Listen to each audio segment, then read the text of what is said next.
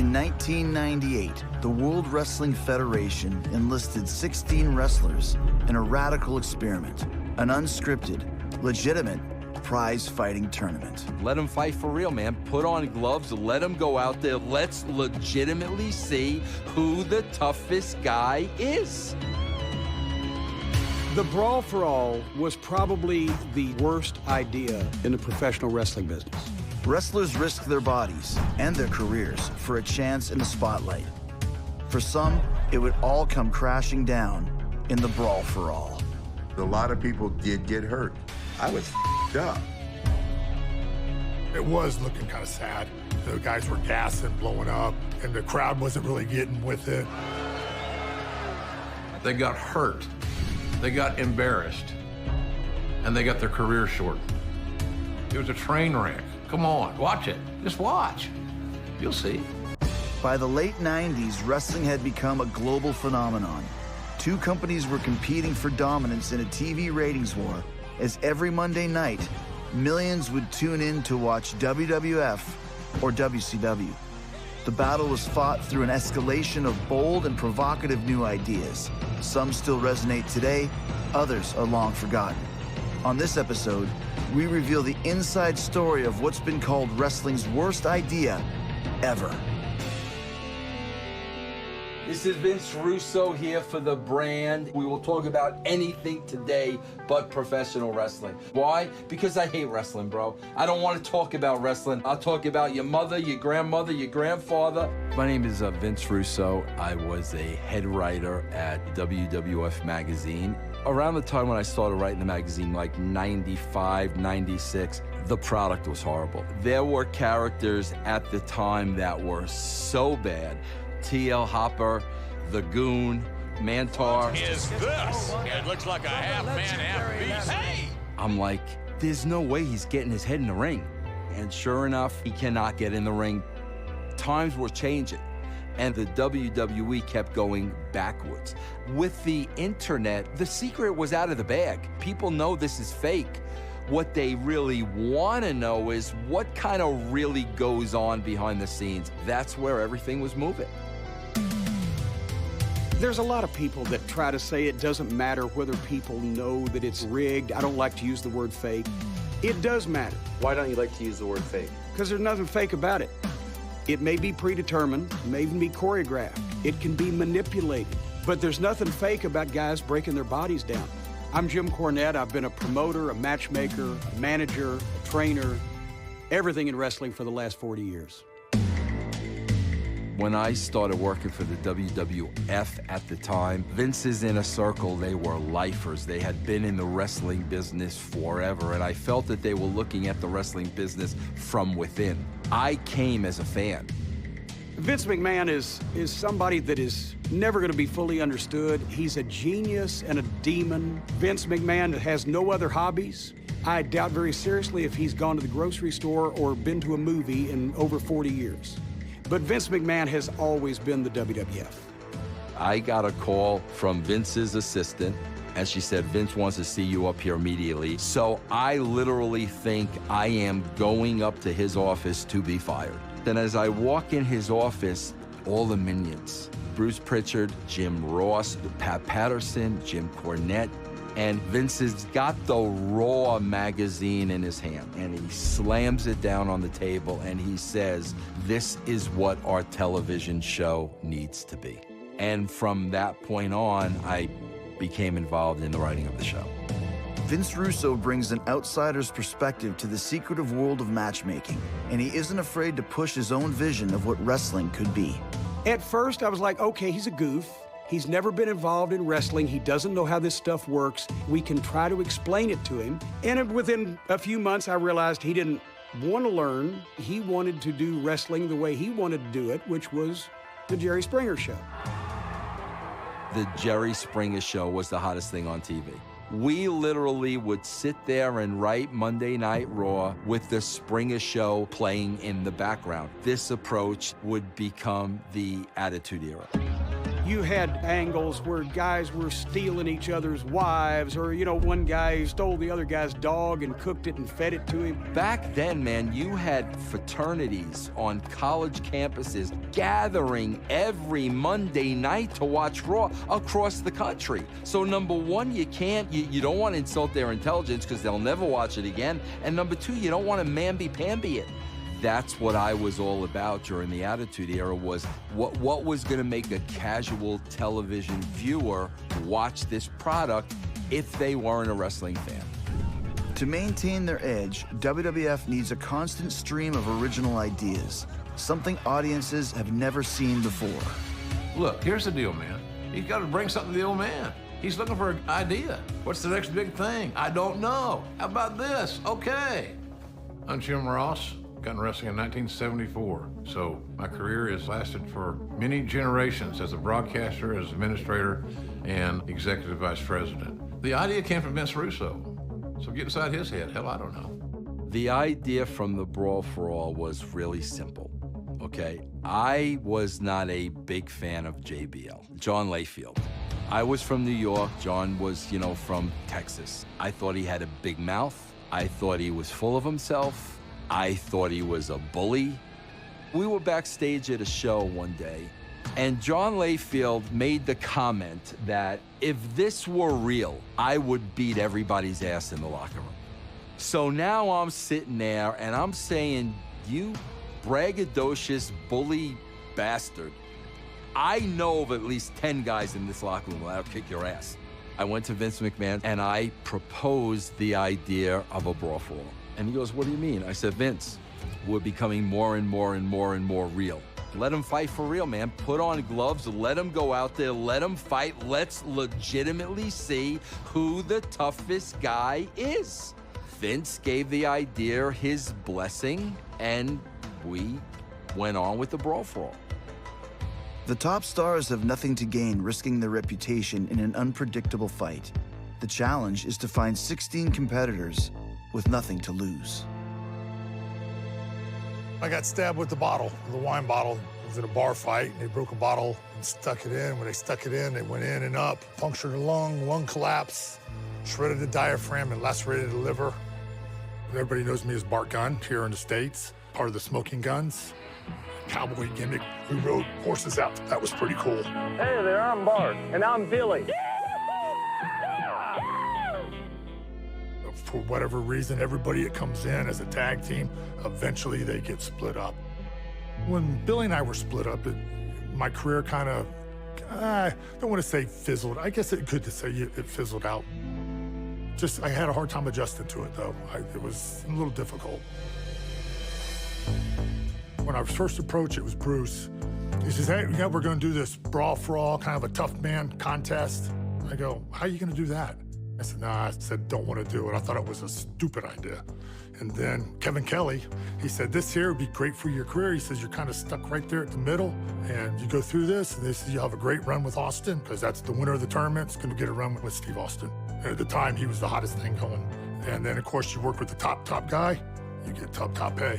And I thought about it, and that's when I decided that I would go ahead and do it. The WWF approaches their toughest, most underutilized wrestlers with the lure of cash prizes and main event status. Well, there are a lot of tough guys in the locker room. I think when I looked at this thing, I'm like, Godfather, was probably the toughest guy. Big 6'7", 6'8" guy, worked in bars and been a bouncer.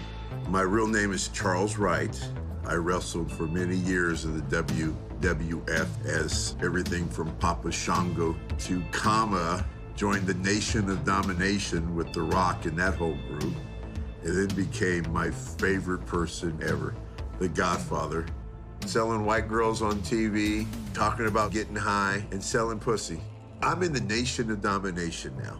They're building up Mark Henry, The Rock's taking over. So now I'm like, I gotta make a change. They're not doing nothing with me. Bruce Pritchard had called me and said, hey, we're doing this thing. You get, I think, $10,000 if you fight and so much more if you win. And you're wearing gloves. And I'm like, hell yeah, I'll do it. Well, that's the type of stuff I do anyway. So I was in right from the beginning. Darren Drozdov was one of my favorite recruits of all time, came out of the University of Maryland. He just wanted to compete. They brought me in as a football player to see if I could learn the sport. We saw footage of him puking on an NFL game. I threw up all the time. If I was throwing up at that time, if I can grab a hold of you, you'd get one in the face.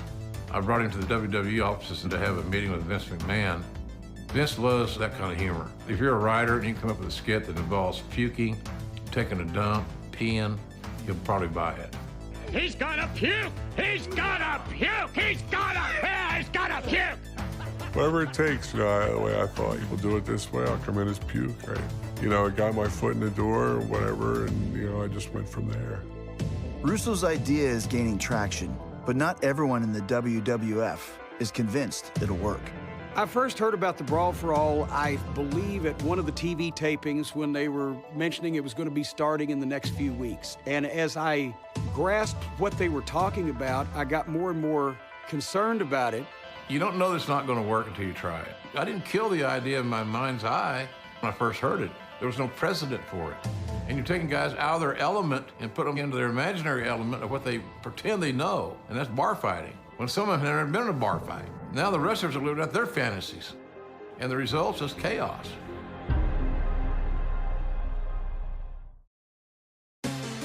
With the unusual concept of combining professional wrestling and real fighting, the architects of the Brawl for All make final preparations. They went around to all the talent and asked who wanted to participate. The story was, and I didn't see this hat, but the story was that the pairings were chosen at random by drawing names out of a hat. What we did, and we did it in my office, had Savio Vega. We had a brown paper bag. I wrote everyone's name down on a piece of paper, threw it in the bag, and Savio drew the names. And the first name drawn was the first name on the bracket, and so on and so forth. So that's how the brackets were made. As the brackets are set, these 16 men become the official competitors in wrestling's first ever legitimate prize fighting tournament. You knew Steve Blackman was like the real deal. Then you had a guy like Mark Merrow, who was a legitimate Gold Gloves champion. Mark Canterbury, 6'5", 300, punches like a bull. John Layfield Bradshaw, he's a big old rough and tough Texan. Baracus was a bodybuilder. He didn't have the mobility. Baracus had about as much business in the Brawl for All as I would. Savio Vega always had like a little bit of a belly, but could take care of himself. Hogg would have no problem pulling a guy's eyeball out and eating it or biting his nose off his face. Bart Gunn was hardworking, dependable, loyal. You could rely on him. Droz was a no-fear kind of guy. Bob Holly was a badass on a street level. Carl Ouellette, big-time talented kid. Godfather. He beat up people like for a living. Dan Severn was a UFC Hall of Famer, a super fight champion, a Triple Crown winner. Ron Harris walked into bars for one reason, and that was to fight. Too Cold Scorpio had decided he would try and break out of the Flash Funk ha-ha gimmick. The one man that stands out is recent WWF acquisition Steve Williams, also known to fans as Dr. Death. He's like a little brother. We brought him out of college, gave him his first job. Introducing first in the red corner, from the University of Oklahoma, Steve Dr. Death Williams. He was a homegrown, sentimental favorite. I think he was 4-time All-American football, and I believe he's 4-time All-American wrestler, too. Toughest guy in the business. Does this face look like he's ever been scared? Jim Ross's boy. A lot of heat for that, saying that, but he's Jim Ross's boy. You hear about the stories in Japan. He's just beat the Japanese up, drop them on their head. The reason for bringing Dr. Death into WWE was to eventually have a run with Stone Cold. So we thought if this works out and Doc can pull his way through this tournament, we might have him ready to have a program with Austin. These guys for years and years go out there and they have a choreographed fight. You know at some point in the locker room, like, these conversations really had to come up. Like, how bad an ass is Steve Blackman? Now it was real. Now a lot of these questions were going to be answered. Scheduled over a 2-month period, the Brawl for All premieres June 29th, 1998 on Monday Night Raw. Each match consists of 3 one-minute rounds with 5 points awarded for each landed punch and each takedown. The last man standing will receive a $75,000 cash prize. We are watching the Brawl for All for the first time in over 20 years. Look at this. Here, look. See? Oh, this is great, man. Catching up. God, I was 28 years old and I'm 50 now, so. Maybe 2, 3, 4 hours before the match, getting ready to fight a UFC fighter. Well, I was outside with some of the girls smoking cannabis. And that just goes to show you, one, that I was always smoking cannabis. That's not the big deal. Is I had no fear. Anybody who knows anything can tell right off the bat, these guys do not know how to box, and it's just sloppy. You've gotten away from all your moves and all your setups. It has nothing to do with wrestling. Jim Ross had to try to explain to the fans why these guys may be great wrestlers, but they look like two drunks in a bar right now. It's not just the fans who are frustrated. The chaos of the fights makes them difficult for anyone to follow. I was so confused when everybody got signed up and the rules kept evolving and takedown's legal. I don't know if that's a takedown or a knockdown or... Well, is that a takedown? That should be a takedown right there. You think? You've got a referee that's never refereed boxing or a competitive fight. You've got judges that have never judged any type of competitive fight. When you've got stupidity on this grand biblical scale, anything is possible. I mean, again, I got to be honest with you. As a pure television viewer, I'm totally entertained by this. Dan Severn narrowly defeats the Godfather in the first round, but senses his reputation as a decorated fighter is at risk if he continues on. He decides to drop out of the tournament altogether, which sends the Godfather into round 2. Nobody knew what was going on, and that's when guys started saying, let's just punch each other. Make it exciting, just throw punches. Somebody gets knocked out, they get knocked out. At the time, I was wrestling with Bob Holly. We were a tag team. We were actually the Midnight Express. But my first bout and his, they put us against each other. You know, I just thought that was really a shitty way of doing it. So yeah, we drew him. We drew them all out of the hat. It's just the way it came out. No, I'm not buying that one. As the reality of the situation takes hold, brotherhood and professional relationships are put aside. My friend, my partner, we're gonna go out and whack each other. Started kind of weird, because we traveled together, shared the rooms. You know, we always ate together, go train together. So, well, I gotta hit him or he's gonna hit me. Oh, that leather smacking. I didn't go easy on him. I wanted to win. Here's your winner, Vote Nation Sports. Do you recall what it was like afterwards? Yeah, because, well, actually, we had to get in the car because we stayed in the same room that night. It was a little quiet, a little awkward. I think we might even had a match or something the next day together, you know, as a tag team. Vince McMahon can't keep his finger out anything, so even something that's supposed to be a legitimate shoot, he probably said to himself, as long as they're really fighting, we can play with the matchmaking all we want. People have talked about, they've had the Dr. Death theory that this was skewed to Dr. Death, putting him in there with a one-eyed guy. No, it wasn't. Carl Ouellette had sight in one eye. Should have been a Brawl for All? Hell no. What are we thinking? He's blind to one eye. I don't remember who the first injury was the first of several. He's one after the other. I tore my bicep, and I mean, torn quads and torn ACLs. It was like it was jinxed. Vince could have pulled the plug on this anytime he wanted to, but he chose not to. It didn't take but 1 week of TV to convince me that this thing has shit the bed. I dreaded having another night of Brawl for All matches because you never knew who's going to get hurt tonight, because it seems to be inevitable, and enough is enough. The Brawl for All tournament is already on the rocks, but through the chaos, an unlikely hero is set to emerge. When I was in the 9th grade, I weighed 89 pounds. I was the shortest kid in class. So I got picked on constantly. They slap you in the head, they push you, they trip you, knock your books out of your hands. And then I got older, grew up, got a little bigger, and then I kind of went back, and everybody that kind of picked on me, I went back and paid them a visit. Let them know what it was like. After an awkward victory over his tag team partner in the first round of the Brawl for All, Bart Gunn awaits his next opponent. Well, what happened was, Bruce calls me up. He says, oh, Bart, just gonna let you know, you're gonna be fighting Dr. Death. I go, really? He says, yeah. I said, oh, so you changed the brackets around. And I go, well, Bruce, why don't you guys leave it like it is and save us for the end? I said, I'd be more than happy to work with you guys because everybody knows you guys want him to win. He goes, no, we got all the faith in the world in Dr. Death. That tells me right there it was designed for him.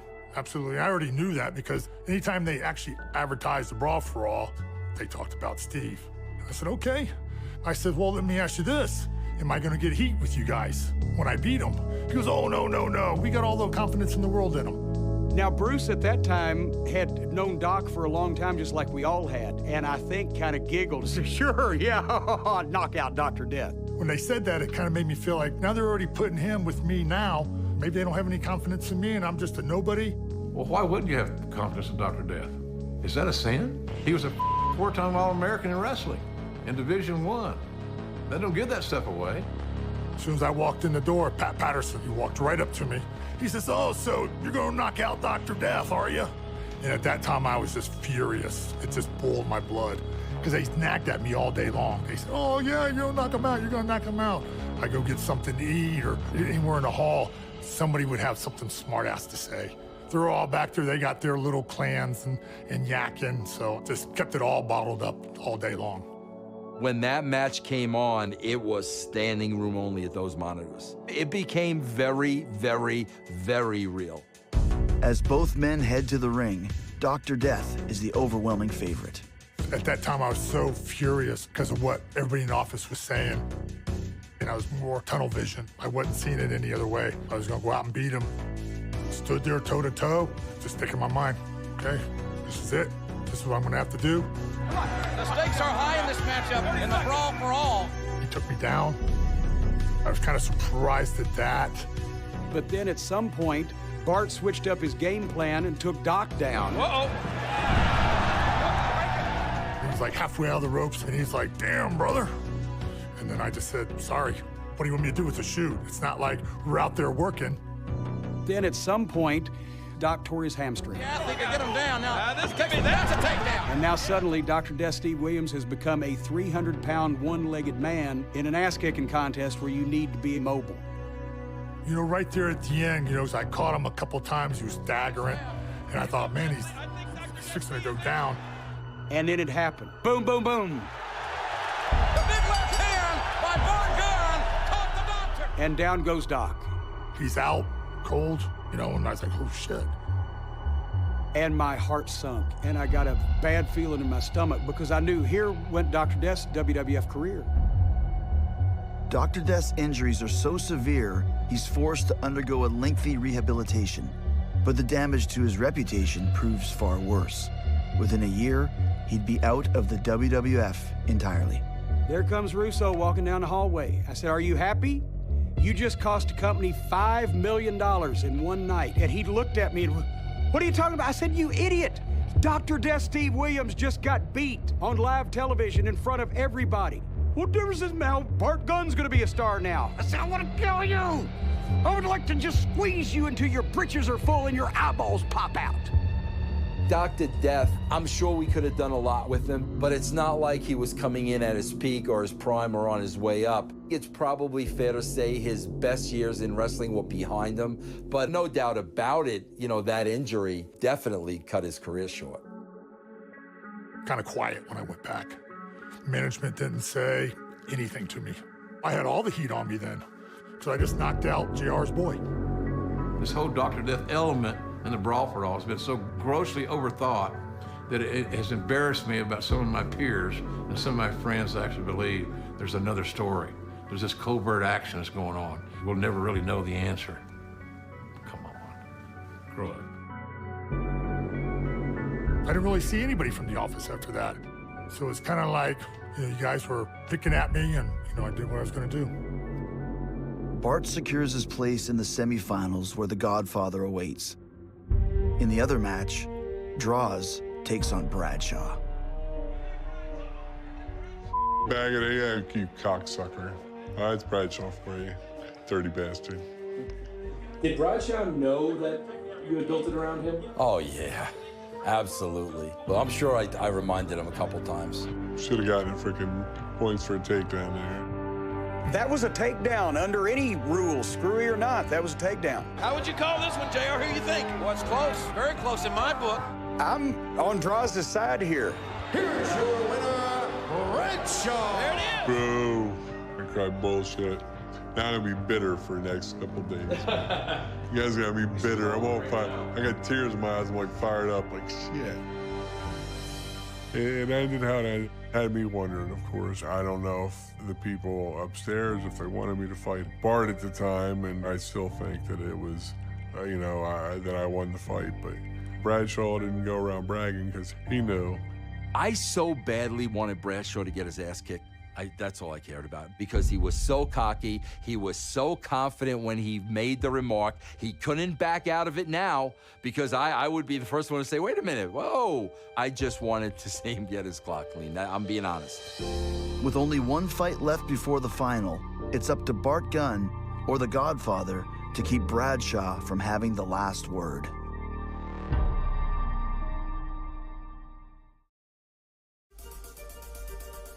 Working at this club right here in the 90s, and I was the manager from 5 o'clock in the morning till 1 in the afternoon, and I hated pimps. And I would say, if there's any pimps behind this bar, they better not be here in the next 5 minutes, because I will knock you off your bar stool. And I swear to you, I would walk behind the bar, the pimp was sitting there just crack him as hard as I could, and they'd start running. But yeah, man, I used to be able to knock people out by slapping them in their face. The Godfather's second-round victory over Too Cold Scorpio advances him to the Final Four. He's just 2 wins away from claiming the $75,000 prize. Standing in his way is tournament underdog Bart Gunn. Well, this is going to be a tough fight. He's big. Then I'm watching him like shadow box and stuff. And I go, wow, he's got boxing skills too. I went into that fight way overconfident. I'd been smoking all day. Yeah, but I smoke all day, all the time. Just before I fought Bart, he says, I'm gonna knock you out.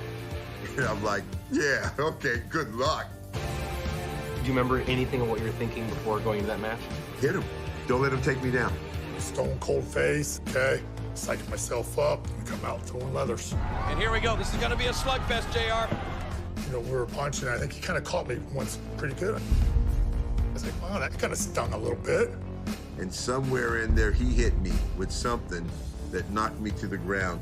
And I remember going back to the corner saying, I don't have my legs. I don't have my legs. I don't have my legs. Every single person was at the monitor, and nobody could believe it. Bart looking for the left hand, but it's a right hand. It's a right hand. It's a right hand, and the Godfather is down. He is out cold. His head hit the ropes or come real close to it. Kind of went out of the ring and kind of hanging there. It's like, wow, hope he's okay.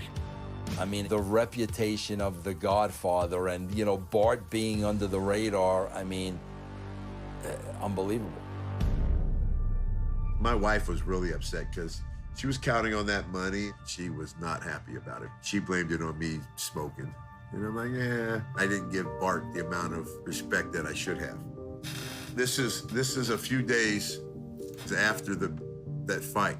I was up and I couldn't walk. I had to get in a wheelchair. My leg got infected. I got this cut out. Oh, whoo. Maybe that was the stupidest idea in wrestling right there, because a lot of people did get hurt. The injuries were a big, big deal. Here's what it meant. It meant taking guys off the line. They were sitting home. They couldn't work. They couldn't earn. And that cost the company money because they weren't able to be productive. It wasn't a good thing. How morally and intellectually bankrupt and irresponsible do you have to be to create a situation where your stars get legitimately injured just to get even with a wrestler who was bragging about how tough he was in the locker room? He can't be feeling good about getting in the ring with Bart, man. There's no way. At that point, that was like the finals. There's only one more left, and that was Bradshaw. After a roller coaster 2 months of combat, the Brawl for All final is set. A one-time long shot against the man who inspired it all. Both men have trained very diligently for this contest. Come out, just a couple punches, caught him. Unbelievable! It's like, wow, it's over. And he got back up. I was like, whew. Okay, let's go. Well, this may not last much longer. Oh, there it is. Oh, my God. Whoa. There's your winner. Take a look at a guy that has just made a name for himself in this business. Oh, my good night. Man, he even had the jittery legs. Did you see the jumpy legs? It just the smelling salt ain't doing nothing to him. When Bradshaw got knocked out, it was scary because his eyes obviously weren't there, and he twitched a little bit, and you could tell he wasn't home even a while afterwards. When I saw Bradshaw get knocked out, I could not hold back those emotions. Like, I'm sorry. This whole tournament was because of him and his mouth, and there he was laying on the canvas unconscious. Bro, what you know the old saying, never ask for, how's that go? You get what you ask for, or you know what I mean. He didn't understand even then what he had done. To this day, the moron doesn't understand what he's done. I believe he sabotaged the talent, the integrity of the business, got people legitimately hurt, and killed a future superstar, and doesn't realize he did anything wrong. There, in a nutshell, you have the skid mark on the underwear of life that is Vince Russo. I'm 57 years old. Jim Cornette is my age. When is this ever going to stop? Cornette believed in the steak of the business. Russo more of the sizzle of the business. And therein they have a tremendous controversy and conflict. They'll never be on the same page in my lifetime. Jim Cornette leaves a message on my answering machine, threatening to kill me, threatening to kill my entire family. I said, I'd just like to tell you, you no good piece of shit, you what a piece of shit you are, and how you narrowly escaped getting put in a fucking hospital by me with a goddamn baseball bat for all you've done to me and my friends and the careers you've ruined and the shitty wrestling that you produced. And I just wanted to make sure that you knew that from my own lips. And I'm just like, bro, this is wrestling. Like, are you serious? Like, you're gonna kill me over professional wrestling? Why is he doing this to me? Just over wrestling? Just over wrestling? That's what it's always been, because I can't believe that he would do this to me just over wrestling. And wrestling has been the most important thing in my life. With the disastrous Brawl for All finally over, Bart Gunn has proven to be the toughest guy in the locker room, and he was ready to jumpstart his career. But he was in for a brutal awakening.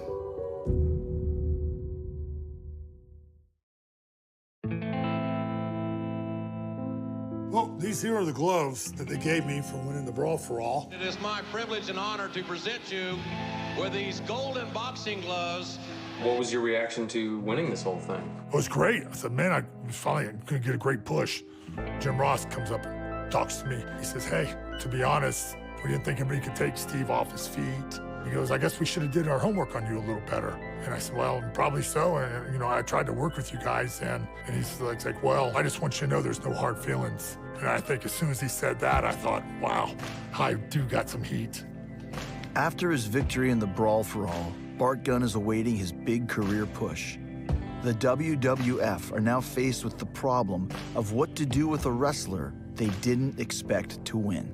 It was always the plan that whoever would win the Brawl for All would get a big promotional push. When it was Bart, the win kind of came out of those sales. I'm not knocking Bart Gunn. Great athlete, good wrestler, good guy. But the way he had been presented for the previous 5 years was at a level here, not here. Examine the facts. Nobody got over. Not one son of a bitch that fought in that Brawl for All got over. End of story. They send me home, and now they don't know what to do with me. Vince Russo called me up, and he said, Bart, we don't really know what type of a storyline gimmick to put you in. And I kind of sat home for a long time, not doing anything. The longer I sat at home, the more frustrating it was. They let him twist in the wind for a little while, and then, of course, Vince McMahon got the idea, because it's a gimmick. Butterbean! Let's let him fight Butterbean at WrestleMania. Well, my understanding is when Bart knocked out Dr. Death, Vince got pissed. So they called me in for his punishment. Butterbean's an overachiever. You know, he's got that bald head, and he's very white. He looks like some sort of appliance. But boy, does he hit. Oh, my God. Eric Esch, aka Butterbean, is a 300-pound professional prize fighter with more than 50 wins under his belt. What he lacks in technique, he more than makes up for with raw hitting power.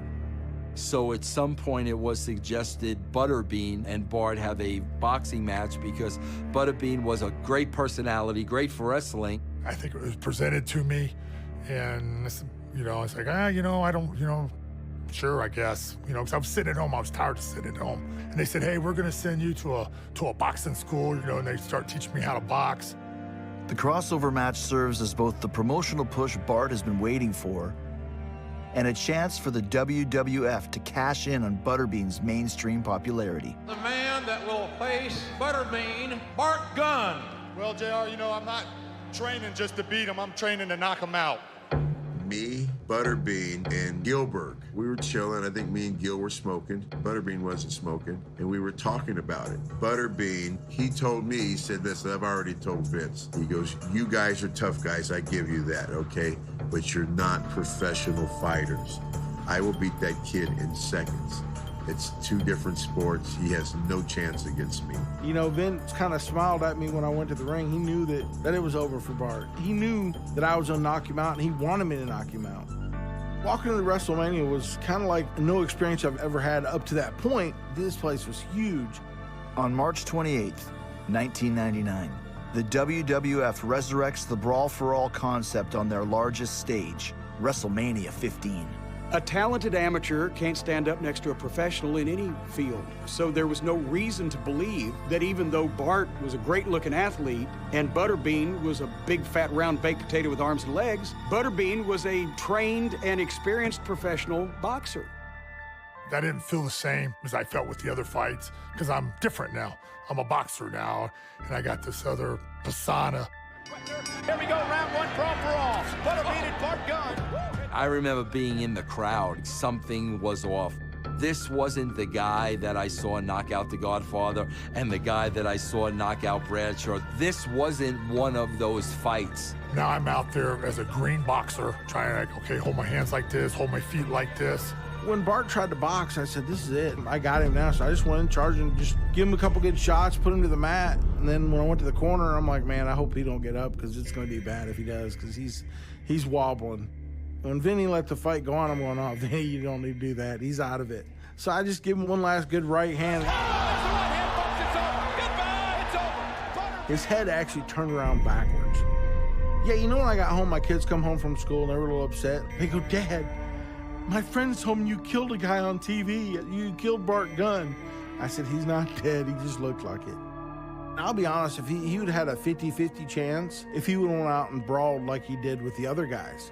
But with me, he actually tried to box, which was stupid. Very disappointed, very, very mad at myself.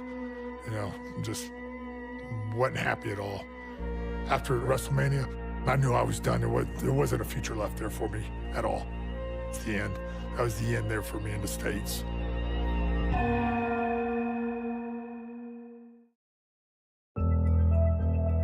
Wow. A lot of old stuff here. You said you hadn't watched the Butterbean fight. Can you talk about why that was the case? I don't know if I want that on air, but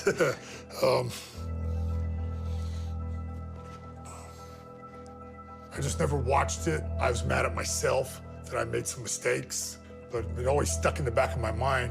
And then I saw, when I was in Japan, Butterbean. I saw he was over there. He's doing MMA. I thought, wow, this is interesting, because I've always wanted to get a second chance. And then I said, I want to do MMA. And I got a fight with Wesley Cabbage, and Butterbean fought him. Butterbean beat him, I think, in the second or third round. Went over there, my very first MMA fight, and stopped it in the first round. So I said, I beat this guy quicker than Butterbean beat him. One night, like on a Tuesday night, said, hey, we got you a match with Butterbean. So really great. He said, yeah, we want you to come fight Friday. It's like in 4 days. And I said, no. So I've learned from my mistakes. He says, you're gonna set up a match with me and Butterbean. I want 12 weeks to train for it. So that didn't happen. Could have turned out the same thing. He could have beat me again. But I would have got to do it a little bit better my way. It may sound crazy to a lot of people, but that's just kind of the way I'm driven. And then kind of time passed, and then had some things happen in my life. And after that, I was kind of done with the whole fighting thing, and then I didn't do anymore. I miss being at the curtain and going through the curtain and out and performing. You know, you got the excitement in the crowd, the adrenaline rush. Me going to work every day, there's not an adrenaline rush there anymore. But I enjoy sleeping in my bed every night, you know, sitting there with my dinner at the house. You get tired of eating out, you know, all your meals, you know, 7 days a week. So. Droz' career in the WWF would continue for another year until a tragic accident changed his life forever. Do you mind if I ask you a few questions about your injury? No problem, man. Okay. Prior to it happening, what was your plans for the wrestling business? You know, I really had no clue. And the funny part is I was actually going to win that match. You know, I didn't get a lot of wins. Droz was wrestling D'Lo Brown one night, and D'Lo was very smooth, accomplished wrestler. We were just going to do a powerbomb. And he had powerbombed me before. When he picked me up, I don't know if I slipped or what. I have these memories are seared in my brain perfectly, which stinks. Pulled him up and we didn't go, and we just fell forward. But I remember going back down, I'm like, this isn't right, and I couldn't get my hands down really. And I just remember hearing crack, crack. And I just went, oh, I just broke my neck. I said, stop messing with me, you okay? I can't move. One of the cardinal rules is you're supposed to leave the ring the same way you went into it. And I remember crying next to him, telling him I was sorry, I'm sorry, I'm sorry, it should never happen. Cross is going, it's okay, dog, it's okay, it's okay, it's okay. Nothing we could have done would have changed, you know, it just happens. So, but he's a good guy, man. I still wish, I wish him the best last time I saw him. Neither of us, we've talked about it, we don't know what happened. Neither of us blame the other.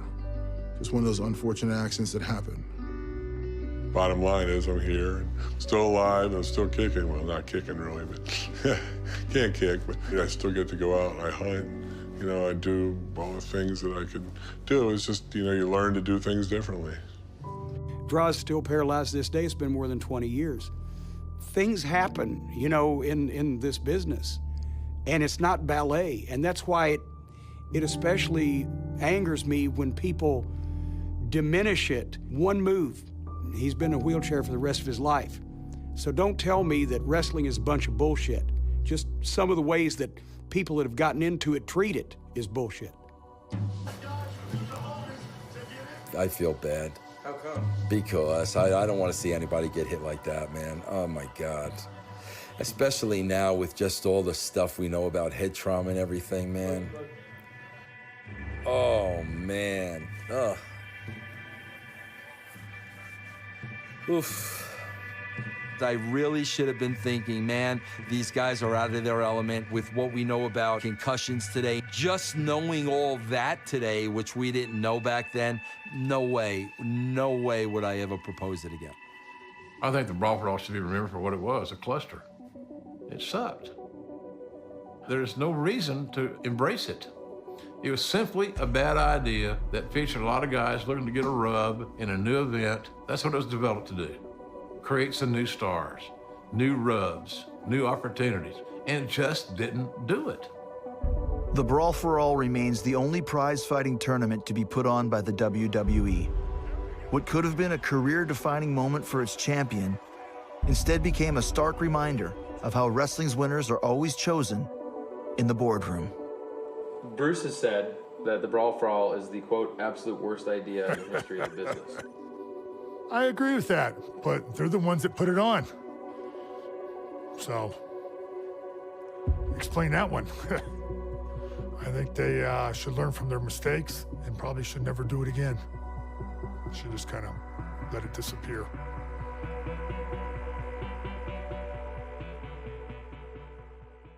June's account painted a picture of a consensual, albeit complicated, relationship.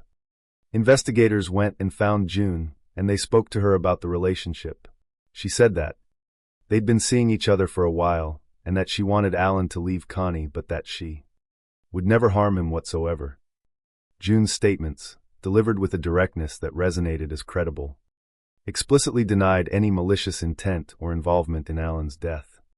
Furthermore, June possessed an irrefutable alibi for the night of the murder. She was at work. This was easily verified through employment records and supervisor testimonies. With this concrete evidence, the investigators were able to rule her out. The jealous girlfriend theory, as a primary motive, was now effectively dead in the water. However, June's contribution to the investigation extended far beyond merely clearing her own name. Her testimony, offered in the context of her ongoing relationship with Alan, inadvertently provided a devastatingly accurate and unvarnished insight into the true, deteriorating state of Alan and Connie's marriage.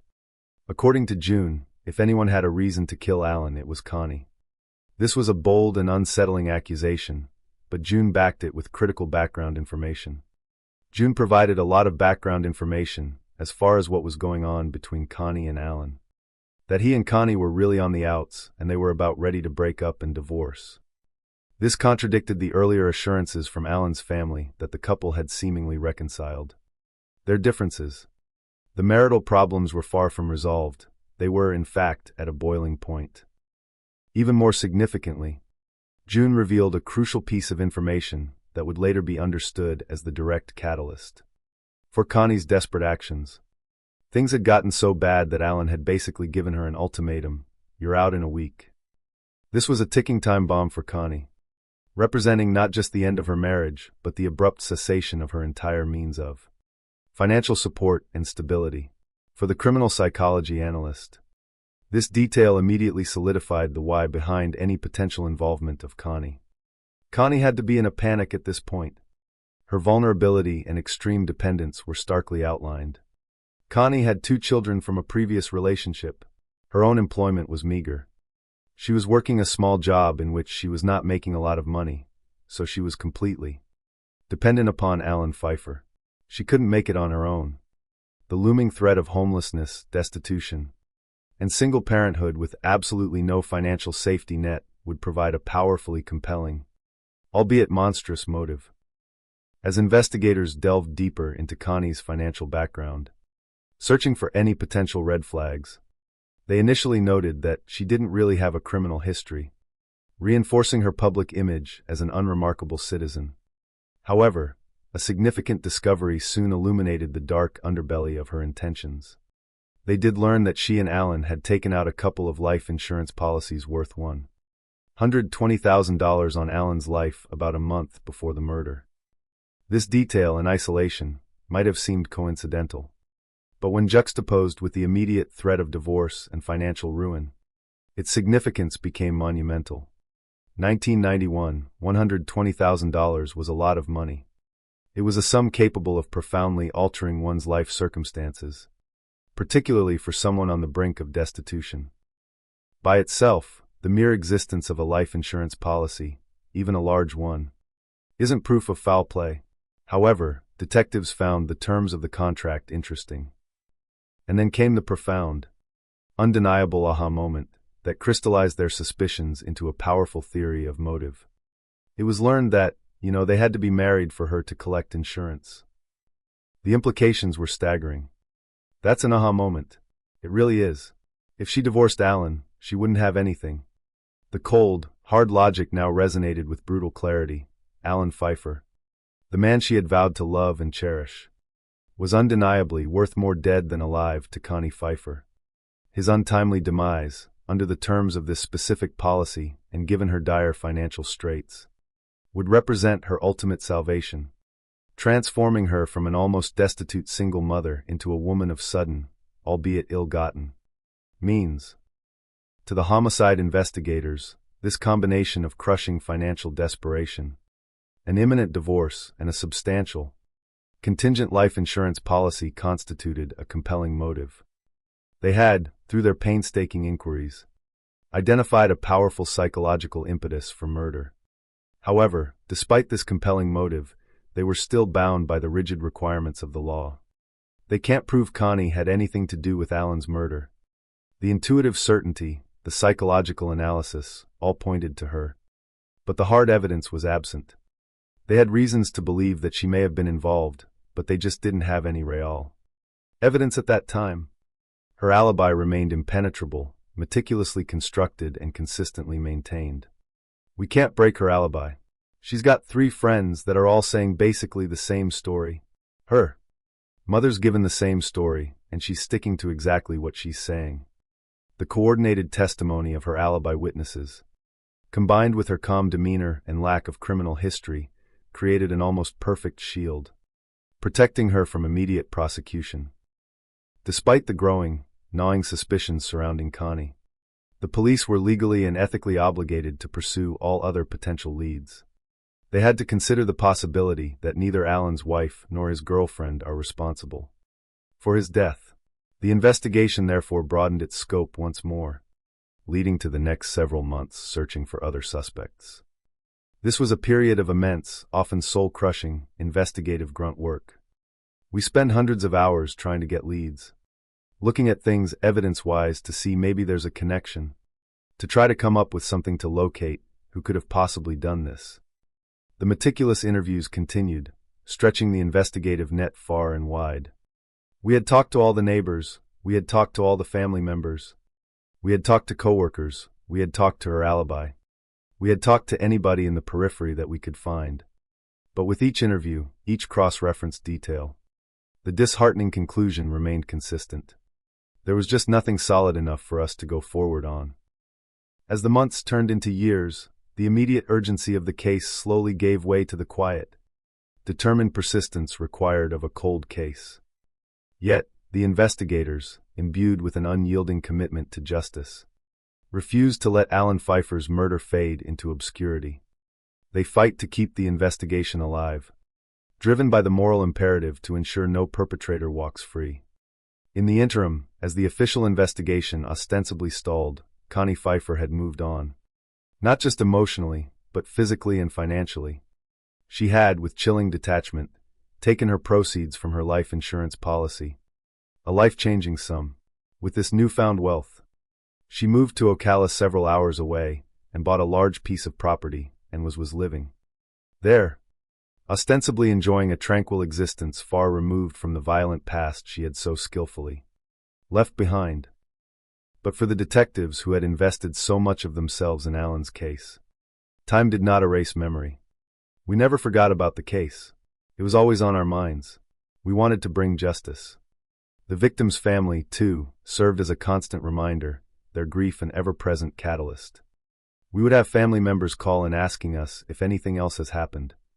For 6 long years, Alan's sister Cheryl harbored a fragile hope, trying to make sense of the senseless.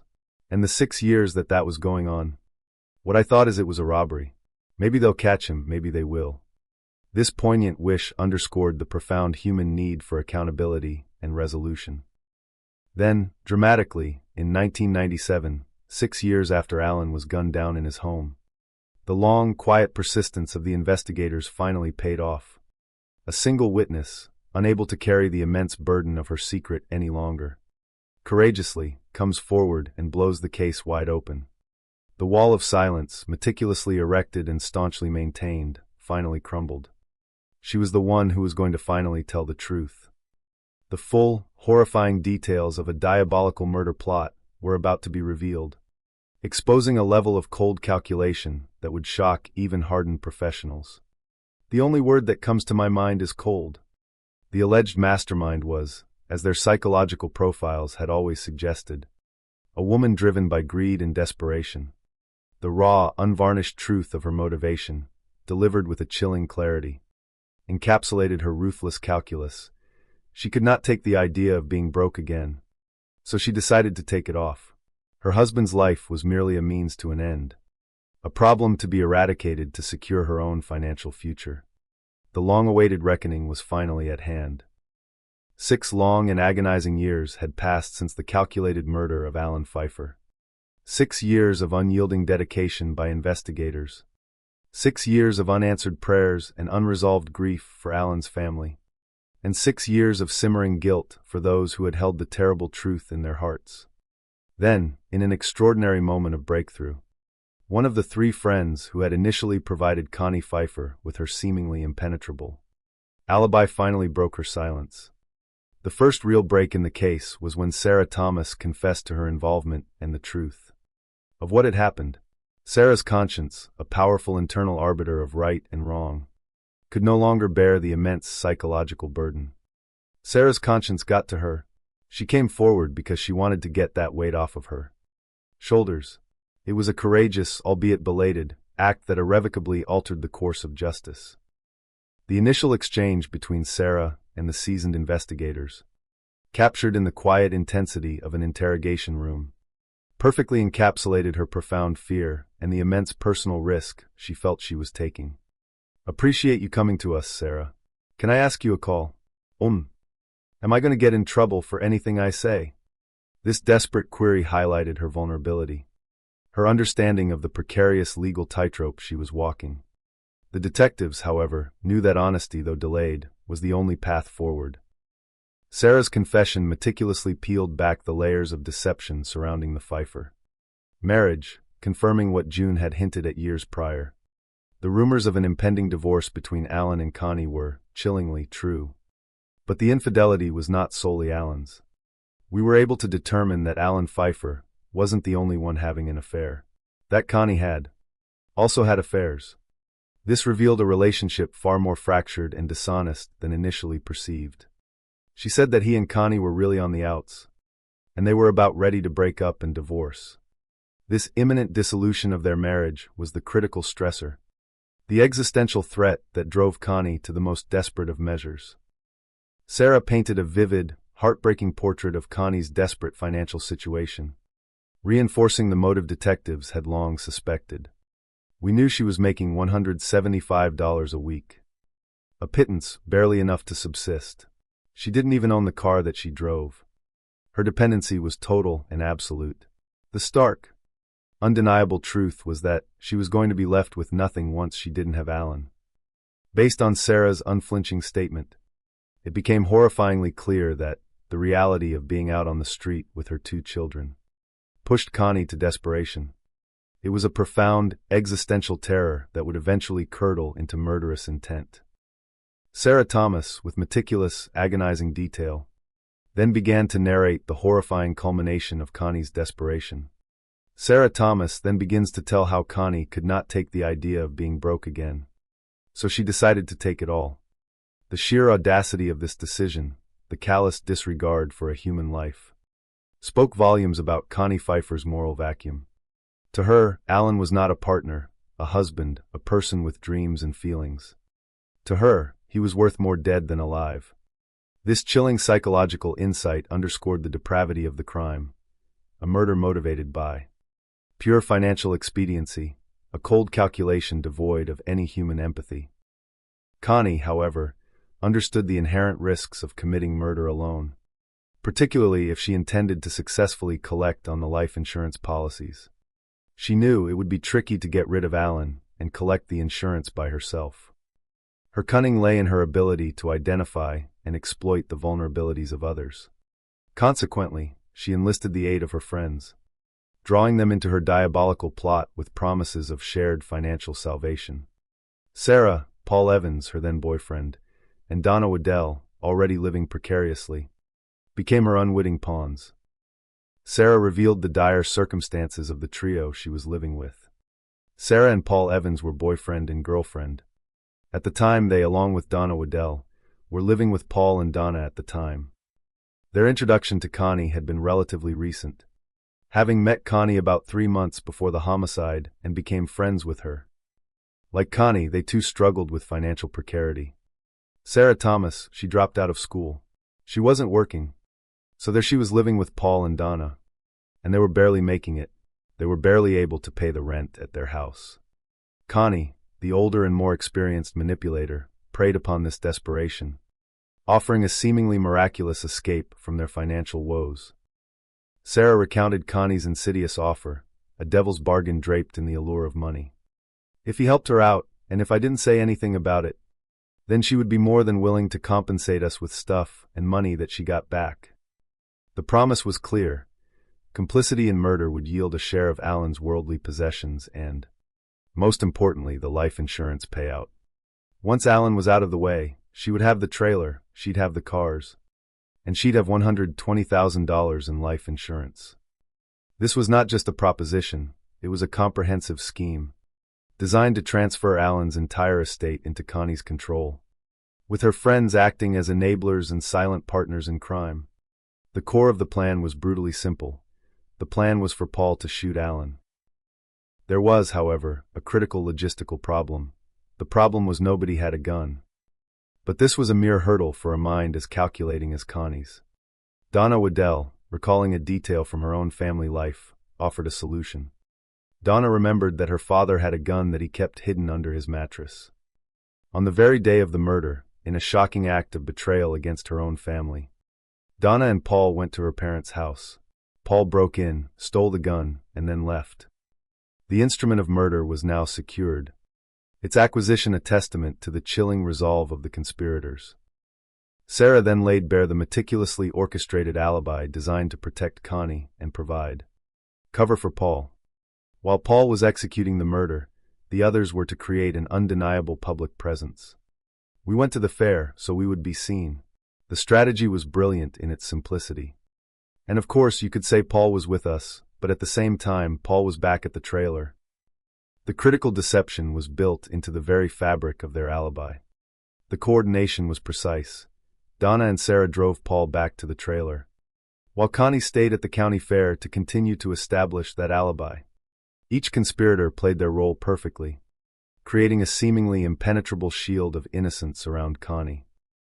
Paul's instructions for the ambush were equally brutal and precise. Paul was going to hide in the trailer and kill Alan as he came in the door. The unscrewed light bulbs, a perplexing detail for the initial responding officer, now had their full chilling context. They were part of Paul's preparation, designed to plunge Alan into complete disorientation.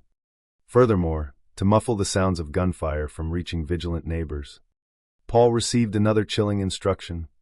In order to hide the gunshots, Paul had turned the stereo up very loud and waited. The blaring music, which had initially sounded like a mere noise complaint, was in fact the macabre soundtrack to an execution. Then came the brutal climax of the plot. Paul Evans ambushed Alan and shot him. He fell towards the couch, and before he could move, Paul shot him 2 more times at close range. The 3 shots, discovered by the medical examiner, now had their specific, terrifying sequence revealed. With the act completed, Paul then ransacked the trailer to make it look like a burglary, creating a false narrative of a botched robbery, a diversionary tactic to mislead investigators. Once the scene was staged, Paul executed his escape. We had a time set to go pick him back up. Sarah remembered his attire with chilling clarity. What was he dressed in? Dark clothes, black shirt and black jeans. Practical clothing for blending into the pre-dawn darkness and making a clean getaway. Finally, to eliminate the last tangible piece of evidence, later, they drove out to an area that's desolate, where there's canals, and threw the gun in a canal. The meticulous disposal of the murder weapon further underscored the calculated nature of the crime. Sarah's confession provided the long-awaited clarity that had eluded investigators for years. Now we know exactly what happened. We know our shooter, and we know who hired our shooter. The pieces of the complex puzzle finally interlocked. Connie was the mastermind behind all this. She had the most to gain. She wanted her husband gone. Her manipulative influence over her young, vulnerable friends was a critical factor. She was dealing with people that were quite a bit younger than her at the time. It's very influential over them. She exploited their financial precarity, their lack of a moral compass, to achieve her own avaricious ends. However, despite the stunning breakthrough provided by Sarah Thomas's detailed confession, the path to conviction remained fraught with significant legal challenges. In an era predating sophisticated DNA analysis, and where forensic techniques were still evolving, proving such a case was immensely difficult, especially where there's no murder weapon. There's no fingerprints, and there's no DNA. In such a scenario, the statement of just one person may not be enough to convict somebody of a crime. The legal system, in its inherent skepticism, often demands corroboration, independent evidence to bolster a witness's testimony, particularly when that witness is also complicit, however indirectly, in the crime. 6 years after Alan Pfeiffer's death, detectives finally had a lead, a powerful testimony. But to truly bring Connie Pfeiffer and her alleged co-conspirators, Donna Waddell and Paul Evans, to justice, they understood with stark clarity they would need more than a statement. They needed incontrovertible proof to secure a conviction. The crucial next step for the investigators was to meticulously corroborate Sarah Thomas's Confession with undeniable physical evidence. Transforming a powerful narrative into a legally actionable case. One specific detail from Sarah's statement resonated deeply with the detectives and provided a direct, tangible avenue for corroboration. One of the things that stood out the most is Donna Waddell's father had a .38 caliber revolver, stolen the very same day as the homicide. This was a concrete, verifiable piece of information directly linking Donna Waddell to the murder weapon. Detective Smith, the lead investigator, seized upon this lead with renewed determination. I went to Mr. Waddell's house, and I asked him, "Did you have any more ammunition for him when the gun was stolen?" In a stroke of investigative fortune, a critical moment that felt almost like a whispered prayer answered, Mr. Waddell confirmed that he did. He provides me with this ammunition. The potential significance of this small box of bullets was enormous. The detective immediately dispatched this ammunition to the crime lab for urgent analysis. The results were electrifying, confirming the crucial link. They're able to determine it's the same exact ammunition that was used in the homicide. This wasn't merely compelling evidence, it was a direct, irrefutable corroboration of Sarah Thomas's story, a silent, damning piece of evidence that unequivocally implicates her friend, Donna Waddell. The wall of silence was truly cracking. With this new, powerful piece of evidence, the investigative strategy evolved. Knowing that Donna Waddell was now facing irrefutable proof of her involvement in securing the murder weapon, detectives decided to apply more direct pressure. So investigators asked Sarah if she would wear a wire and go have a conversation with Donna. This was a high-stakes move, requiring Sarah to confront her former friend under immense emotional and psychological duress. Sarah, driven by a desire for redemption and spurred on by her now clear conscience, agrees and convinces Donna to meet her at her house. From their surveillance van, positioned discreetly outside Donna's residence, the investigators experienced the nerve-wracking anticipation common in such operations. As an investigator, you're praying. Their collective hope was that Donna, under the psychological pressure of Sarah's indirect accusation and the new evidence, would unwittingly implicate herself. We sit outside in our van and we listen, and we hear Sarah go inside and say, "Hey, listen, the cops are questioning me about this homicide again. What should I do?" This direct, provocative question was designed to elicit a response that would betray Donna's guilt. Donna's reply, though initially guarded, still spoke volumes. Donna's like, she goes, just stick to the story. There's nothing they can do as long as we stick to the story. Her instruction to stick to the story was a clear admission that a false narrative had been meticulously constructed and maintained. If Donna didn't have anything to hide, why would she say stick to the story? Obviously, there must be a story to stick to. The logic was undeniable, an implicit confession delivered through a simple phrase.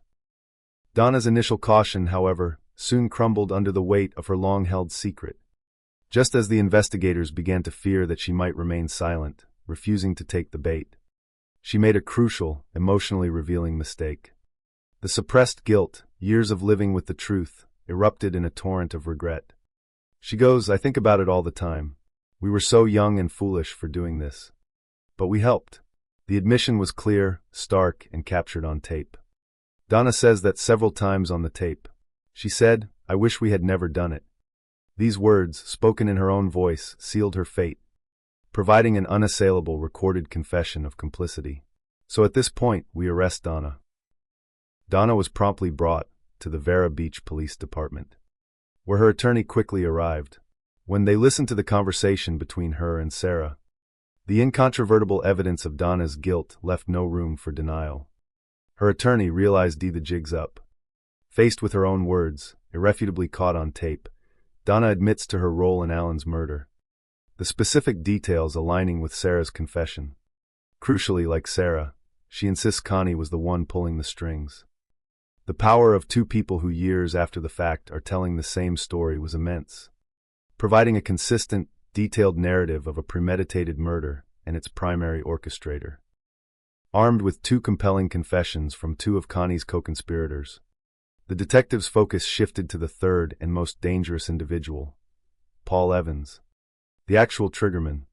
They intended to try and get him to flip as well, adding another layer of damning evidence. The task was fraught with risk, given Paul's history and disposition. Sarah and Paul had a relationship in the prior years. A volatile dynamic the investigators hoped to leverage. We go to his residence with Sarah wired one more time. Sarah's fear was palpable. She was extremely nervous because she said Paul was very dangerous and she was worried about him. Her bravery, despite her terror, was immense. It really took guts. The surveillance operation was meticulously prepared, ensuring Sarah's safety as much as possible. We're in a surveillance van. We have officers on each side of this apartment complex where Paul Evans lives, ready for any contingency. Unfortunately, Paul Evans proved to be far more guarded and cunning than Donna Waddell. Paul is much more careful than Donna. The transmission from Sarah's wire during their conversation yielded little more than a perplexing, rustling sound. The reason behind this soon became disturbingly clear. Paul was writing his answers down on a piece of paper, and then he would burn the piece of paper. This chillingly deliberate act spoke volumes about his awareness of the surveillance and his ruthless determination to avoid leaving any verbal trace. Sarah, trying desperately to elicit a spoken response, called him out at some point and says, "I'm not wired. Why are you writing?" But he remained unflinchingly silent, resolute in his caution. And he continued to write. He would not speak. The situation was escalating, and Sarah's safety became paramount. We were worried about her safety. At that critical juncture, with no useful confession obtained and the risk growing, the decision was made to intervene, and at that point we arrested Paul Evans.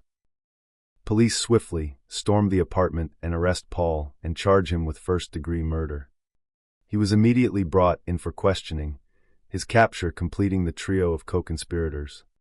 The interview room offered a stark, unsettling tableau.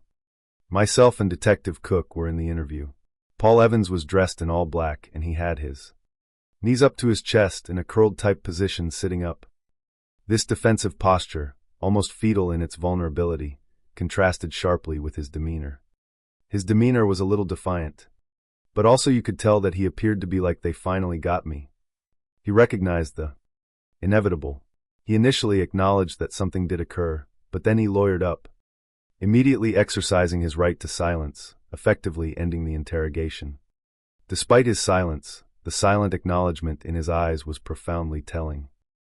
With Paul, Donna, and Sarah now in custody, the investigative team faced a race against the clock. After we arrest Paul, we had to get to Connie before word spread, because we knew that somebody would contact her and let them know that the other three were arrested. The conspirators' network, once a shield, now threatened to give Connie advance warning. A swift driver's license check confirmed her updated address, Ocala, Florida. The detectives immediately embarked on the journey to her secluded residence. They found her home, far off in a wooded area in the middle of nowhere, a place chosen, perhaps, for its isolation, its distance from her past crimes. Connie's reaction to their arrival was, arguably, the most chilling detail of the entire investigation. It was a profound psychological insight into the mind of a cold-blooded killer. She looked at us as if she expected this day to happen. No emotion, no surprise. There was no gasp of shock, no pretense of confusion. It was like, "You guys finally got here." And I was like, she knew this the whole time. This day was coming. Her calm, almost detached acceptance of her arrest underscored her calculated nature. It revealed a woman who had meticulously planned her crime, benefited from it for years, and now, with an unnerving stoicism, awaited the inevitable consequences. After a relentless 6-year investigation, Connie Pfeiffer was formally arrested on the 21st of July, 1997, for the cold-blooded murder of her husband, Alan Pfeiffer. True to her unyielding, manipulative character, she never confessed to anything. She immediately asked for an attorney, and then she was just taken back to the jail cell.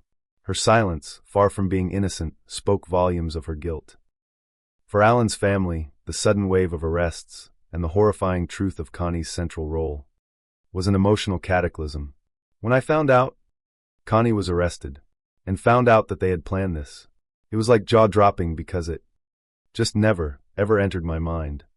The betrayal, a second wound to their already shattered hearts, was profound and almost unbearable. In the intricate ballet of legal proceedings, plea agreements often serve as a pragmatic tool to secure cooperation and achieve justice. In exchange for her full and frank cooperation and her crucial testimony, Donna Waddell is offered a plea deal. Given her direct role in acquiring the murder weapon and her subsequent confession, Donna receives a 10-year sentence for providing the murder weapon. A considerable but fair sentence that reflected her complicity without being the triggerman or the mastermind. Sarah Thomas, whose conscience had served as the pivotal turning point for the entire investigation, saw a different outcome. Sarah escapes criminal charges altogether. The legal determination was that Sarah was there and aware of it, but didn't have the active role in the murder. There wasn't enough to charge her with any crime. This decision, carefully weighed by prosecutors, underscored the nuanced legal distinction between knowledge, participation, and direct culpability. The legal journey for Paul Evans, the man who had pulled the trigger, proceeded to trial. We proceed to trial against Paul Evans, and he's prosecuted for the first-degree murder of Alan Pfeiffer. During the harrowing, emotionally charged trial, Paul Evans exhibited a deeply disturbing lack of remorse, a chilling indifference that deeply affected those observing the proceedings. During his trial, every time that I would look over, he always had a little smirk on his face. He thought it was quite amusing that he was there. This nonchalant, almost arrogant demeanor spoke volumes about his psychological makeup, hinting at a sociopathic disregard for human life and the gravity of his actions. The prosecution's case was meticulously constructed, proving beyond a reasonable doubt that Paul was ultimately the one that pulled the trigger. He knew full well what he was doing. The jury, confronted with the overwhelming evidence and Paul's chilling lack of empathy, returned a verdict of guilty and sentenced to the death penalty. Justice, in its most severe form, had claimed the man directly responsible for Alan's death. In 1999, 2 years after her arrest, Connie Pfeiffer's trial began, representing the final, and perhaps most anticipated, chapter in this long and complex legal battle. Connie's defense strategy, predictably, attempted to deflect blame and absolve her of direct responsibility. Her lawyers argued that her friends planned and carried out the murder on their own because they needed the money. This was a cynical attempt to paint her as an unwitting bystander, a victim of her friends' desperation rather than the architect of the crime. However, this narrative was systematically dismantled by the very individuals she had sought to manipulate. When Donna Waddell took the stand, her testimony was a crushing blow to Connie's carefully constructed defense. Donna unequivocally stated that she, Paul, and Sarah had gained no financial benefit from Alan's murder. To a direct question about Paul Evans receiving money for the murder, Donna replied with conviction, "Not that I'm aware of." To similar questions about her own or Sarah's financial gain, her answers were consistent. "Not that I'm aware of." The money, the substantial life insurance payout, had only flowed to one person, Connie. Donna's testimony then proceeded to lay bare Connie's primary role. "When did you first become aware that someone wanted Alan Pfeiffer dead?" Connie had said that she had wanted to get rid of her husband. She wanted to have her husband killed, since she couldn't divorce him, and if we would help her. Her words were clear, direct, and devastating. This account was powerfully confirmed by Sarah Thomas, who also testified that Connie had asked Donna if she knew of anybody that would kill her husband. The sheer weight of multiple people saying essentially the same thing. That's very powerful evidence for a jury to hear. The consistent narrative, provided by two independent, former co-conspirators, became an insurmountable obstacle for Connie's defense. Throughout her trial, Connie Pfeiffer maintained a facade of almost unnatural calm and detachment. Connie was very quiet in the courtroom. You didn't hear anything from her. You didn't see any reaction. This profound absence of emotion, this psychological void, struck a chilling chord with observers. The only word that truly captured her unsettling composure, her imperviousness to the gravity of the proceedings, was cold. After a lengthy and emotionally charged trial, during which every piece of evidence and every aspect of the diabolical plot was laid bare, Connie is found guilty for first-degree murder. The prosecution, recognizing the extreme premeditation and the sheer avarice driving Connie's actions, sought the death penalty against Connie. It was during the penalty phase of her trial, after her conviction, that Connie finally chose to speak, breaking her long, self-imposed silence. So after her conviction, she did testify during the penalty phase of her trial, and that's the first time that we heard Connie speak. However, her testimony was not a confession, nor was it an expression of remorse for her horrific crime. She didn't answer any questions about the actual murder. Instead, in a desperate, last-ditch attempt to garner sympathy and potentially mitigate her sentence, she focused on the alleged abuse that she suffered at the hands of Alan. She attempted to paint herself as a victim, presenting instances of alleged physical violence. Alan, if you would, explain the relationship that existed between you and Alan Pfeiffer. Was there abuse that took place in this relationship? Yes, there was. There was the time that he took me by the hair and kept pounding my head into the floor.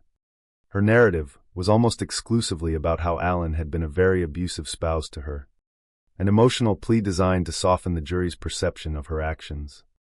While these allegations were not directly tied to the planning or execution of the murder, they did introduce a narrative of prior suffering into the jury's deliberations during sentencing.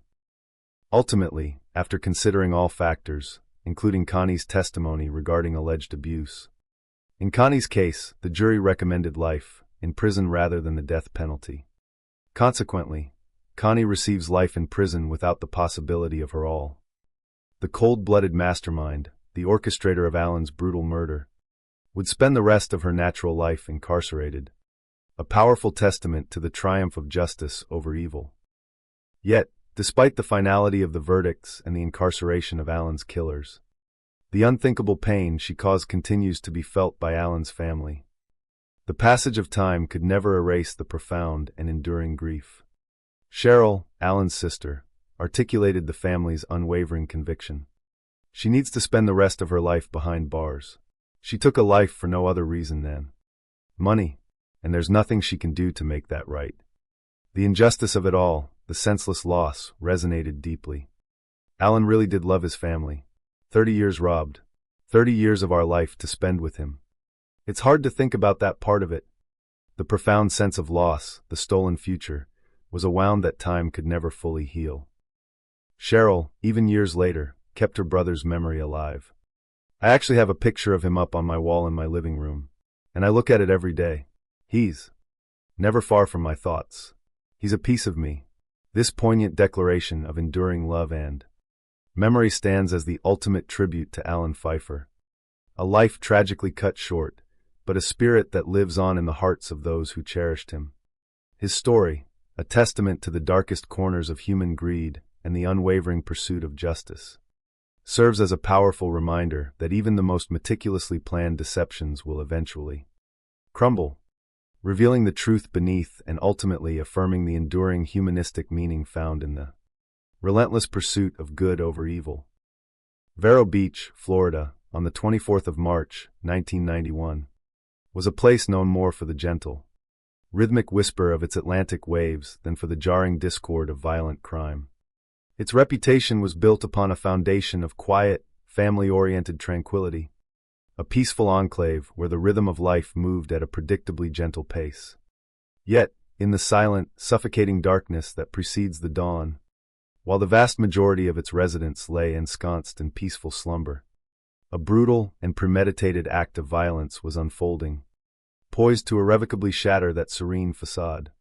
Within the presumed sanctity of his own home, a man was ambushed, his life extinguished with a ruthless efficiency that would plunge the entire community into a state of profound shock and launch an investigation spanning more than half a decade. The scene, upon discovery, was starkly horrifying.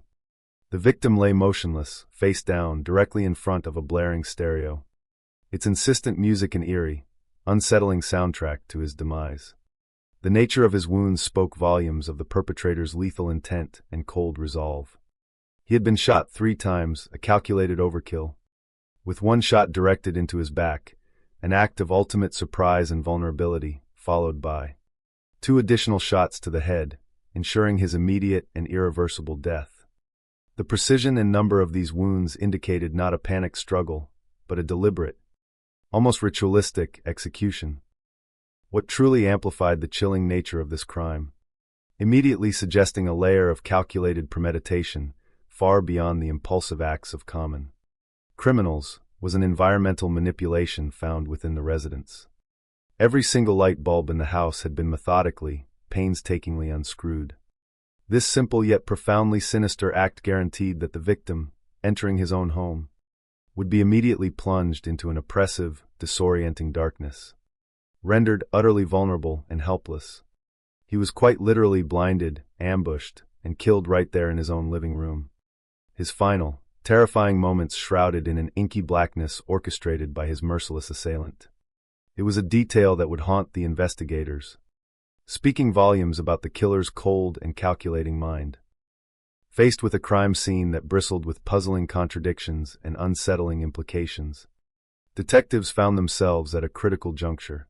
The immediate, conventional assumptions that often follow the discovery of a body in a ransacked home, that this was a robbery gone terribly wrong, or an opportunistic burglary escalated to violence, began to quickly dissipate. The meticulous preparation, evident in the unscrewed light bulbs and the targeted nature of the shooting, pointed firmly away from random chance. Consequently, the investigators, drawing upon years of experience navigating the labyrinthine complexities of human relationships, instinctively turned their focus to the victim's personal life. It is here, within the intricate and often volatile web of affections, resentments, and loyalties, that the most potent motives for such profound betrayals frequently lie concealed. Early in their inquiries, among the whispered rumors and circumstantial observations, a persistent thread emerged from the victim's social periphery. There was speculation, initially vague but gradually firming, that at one point, Alan Pfeiffer had another girlfriend. This whisper introduced the age-old, combustible dynamics of illicit passion and destructive jealousy into the burgeoning investigation. Was this a case of a sperm lover, as the raw, often unvarnished jargon of seasoned detective work frequently frames such entangled affairs, implying a crime born of an obsessive, unrequited desire or a desperate attempt to sever a clandestine bond? Or was it something more intricate, a suffocating love triangle whose fragile equilibrium had finally shattered, collapsing into a spiral of fatal violence? Adding a layer of profound suspicion and cunning deceit to this already complex narrative, a more chilling and calculated possibility began to crystallize in the collective consciousness of the investigative team. Perhaps his wife, the ostensibly grieving spouse, was not merely immersed in her bereavement. Could she, in fact, be an active participant in misleading them, artfully orchestrating diversions, and subtly attempting to deflect suspicion by pointing the finger at the real evidence at that time? An insidious maneuver designed to throw seasoned detectives entirely off her trail? This was the cynical, yet often acutely accurate psychological landscape through which detectives must inevitably navigate when confronting crimes born of intimate betrayal. Unraveling this intricate tapestry of deceit, ambition, and cold-blooded calculation would prove to be a protracted, painstakingly arduous, and emotionally taxing endeavor. It would demand investigators' unwavering dedication for years, punctuated by numerous strategically executed sting operations, each meticulously designed to chip away at the formidable layers of lies that obscured the truth. Their ultimate, unwavering objective, to meticulously uncover the deeply buried truth and, with an unshakable resolve, bring a cold-blooded mastermind, one who initially moved with impunity and was cloaked in an aura of feigned innocence, to justice. The path ahead would be fraught with frustrating false leads, dead ends, and the crushing weight of time, but the unyielding pursuit of justice, often delayed, would ultimately, inexorably prevail. A particularly poignant and dramatically pivotal moment in the years-long investigation would involve a key witness, her conscience finally awakened and driven by an intolerable burden of guilt, being asked to participate in a dangerous ruse to ensnare the alleged perpetrator. They asked her if she would wear a wire and go have a conversation with the suspected ringleader. The profound tension inherent in such a request, the immense psychological burden placed upon the witness, the sheer raw courage it demanded, cannot be overstated. Later, a close family member, privy to the intimate, horrifying details of the unfolding treachery, vividly recalled their profound shock upon discovering the full extent of the meticulously planned crime. When I found out they had planned this, it was jaw-dropping. It was like betrayal.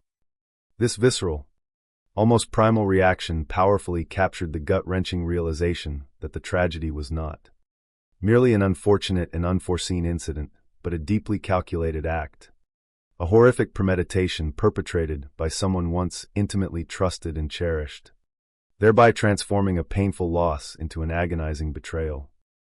The bedrock of a powerfully compelling, albeit monstrous, motive began to undeniably emerge with the discovery that the victim's wife had taken out a couple of substantial life insurance policies, collectively worth a staggering $120,000. This was no trivial sum, particularly in the economic landscape of 1991. It represented a life-altering amount, capable of solving a multitude of financial woes and erasing the looming specter of destitution. The grim, ruthless calculation, detached from any vestige of human empathy or moral consideration, was chillingly simple and brutally effective. To her, the victim was worth more dead than alive. This raw, unfeeling assessment, devoid of all sentiment, would become the undeniable central pillar of the prosecution's meticulously built case, illustrating the cold avarice that could drive a human being to such heinous extremes. The curtain rose on this unfolding tragedy in Vero Beach, Florida, on the 24th of March, 1991. That morning, while the overwhelming majority of its peace-loving inhabitants were still deep in the undisturbed embrace of slumber, the town's typically serene facade was irrevocably and brutally scarred. A late-night patrol officer, fulfilling the decidedly mundane duties of his routine shift, received a call for assistance. The initial nature of the complaint was innocuous enough, deceptively simple. A disturbance made against a resident of a local trailer park. It was logged in as a noise complaint, a routine matter often handled with a perfunctory knock on the door and a polite request to lower the volume. When the call originally came in, it came in as just a noise complaint, something that we work a lot of. This seemingly casual initial assessment, born of countless similar encounters, dramatically belied the horrific reality the unsuspecting patrolman was inexorably about to encounter. The patrolman, responding with the practiced efficiency of his calling to that urgent 911 call, arrived at the specified address within the trailer park. As he drew closer to the designated residence, the unambiguous source of the complaint became undeniable.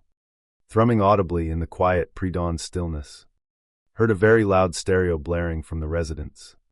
The insistent, almost belligerent rhythm of the music permeated the quiet, casting an eerie, deeply unsettling sonic pall over the neighborhood, a discordant note in the otherwise peaceful, slumbering community. The time, marked by the unwavering digital glow of his watch, was approximately 4 o'clock in the morning. At such an ungodly hour, a disturbance of this magnitude could typically signify one of two relatively innocuous things. Could be a party, could be somebody who doesn't realize how loud their music is. The officer, approaching with the measured calm born of routine, was tragically about to discover it was neither, but something far, far more sinister. As the officer reached the trailer, the blaring music a tangible thrumming against the walls, he attempted to gain entry, following established protocol. Finding the door slightly ajar, an immediate, subtle red flag in itself, he pushed it inward and, now inside, instinctively tried to illuminate the darkened interior by flicking the familiar light switches. His efforts were met with frustrating futility, a stubborn lack of response from the electrical system. The lights would not come on, so he had to use his flashlight. The pervasive, unnatural darkness was the very first, deeply unsettling indicator that this was far from a routine noise complaint. The piercing beam of his heavy-duty flashlight cut through the oppressive gloom, carving stark, shifting patterns of light and shadow across the small, confined living space, its unsteady dance revealing disturbing contours. His moving beam then swept across a scene of shocking disarray and overt violence. The trailer appeared to have been ransacked. This was no mere clutter or the untidy consequence of an unkempt home. This was the unmistakable, violent intrusion of chaos, a deliberate act of destruction. Papers lay strewn haphazardly everywhere, drawers ripped open.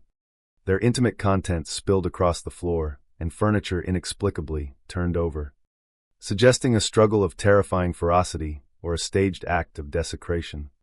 Every displaced object, every overturned item, screamed of conflict, of a destructive force intentionally unleashed. The officer's apprehension deepened exponentially with each slow, deliberate step he took further into the disordered dwelling. As he cautiously advanced further into the room, his flashlight beam paused, momentarily locking onto a grisly, horrifying discovery that would, in an instant, forever alter the grim trajectory of his late-night shift. There, on the ground, a chilling tableau unfolded. A subject lying on the ground in a pool of blood, his body tragically still, a stark, lifeless outline against the macabre crimson that soaked into the worn carpet. A crumpled pack of cigarettes lay incongruously, almost an ironically mundane detail, next to his lifeless hand, a stark reminder of the ordinary life that had just been so violently snatched away.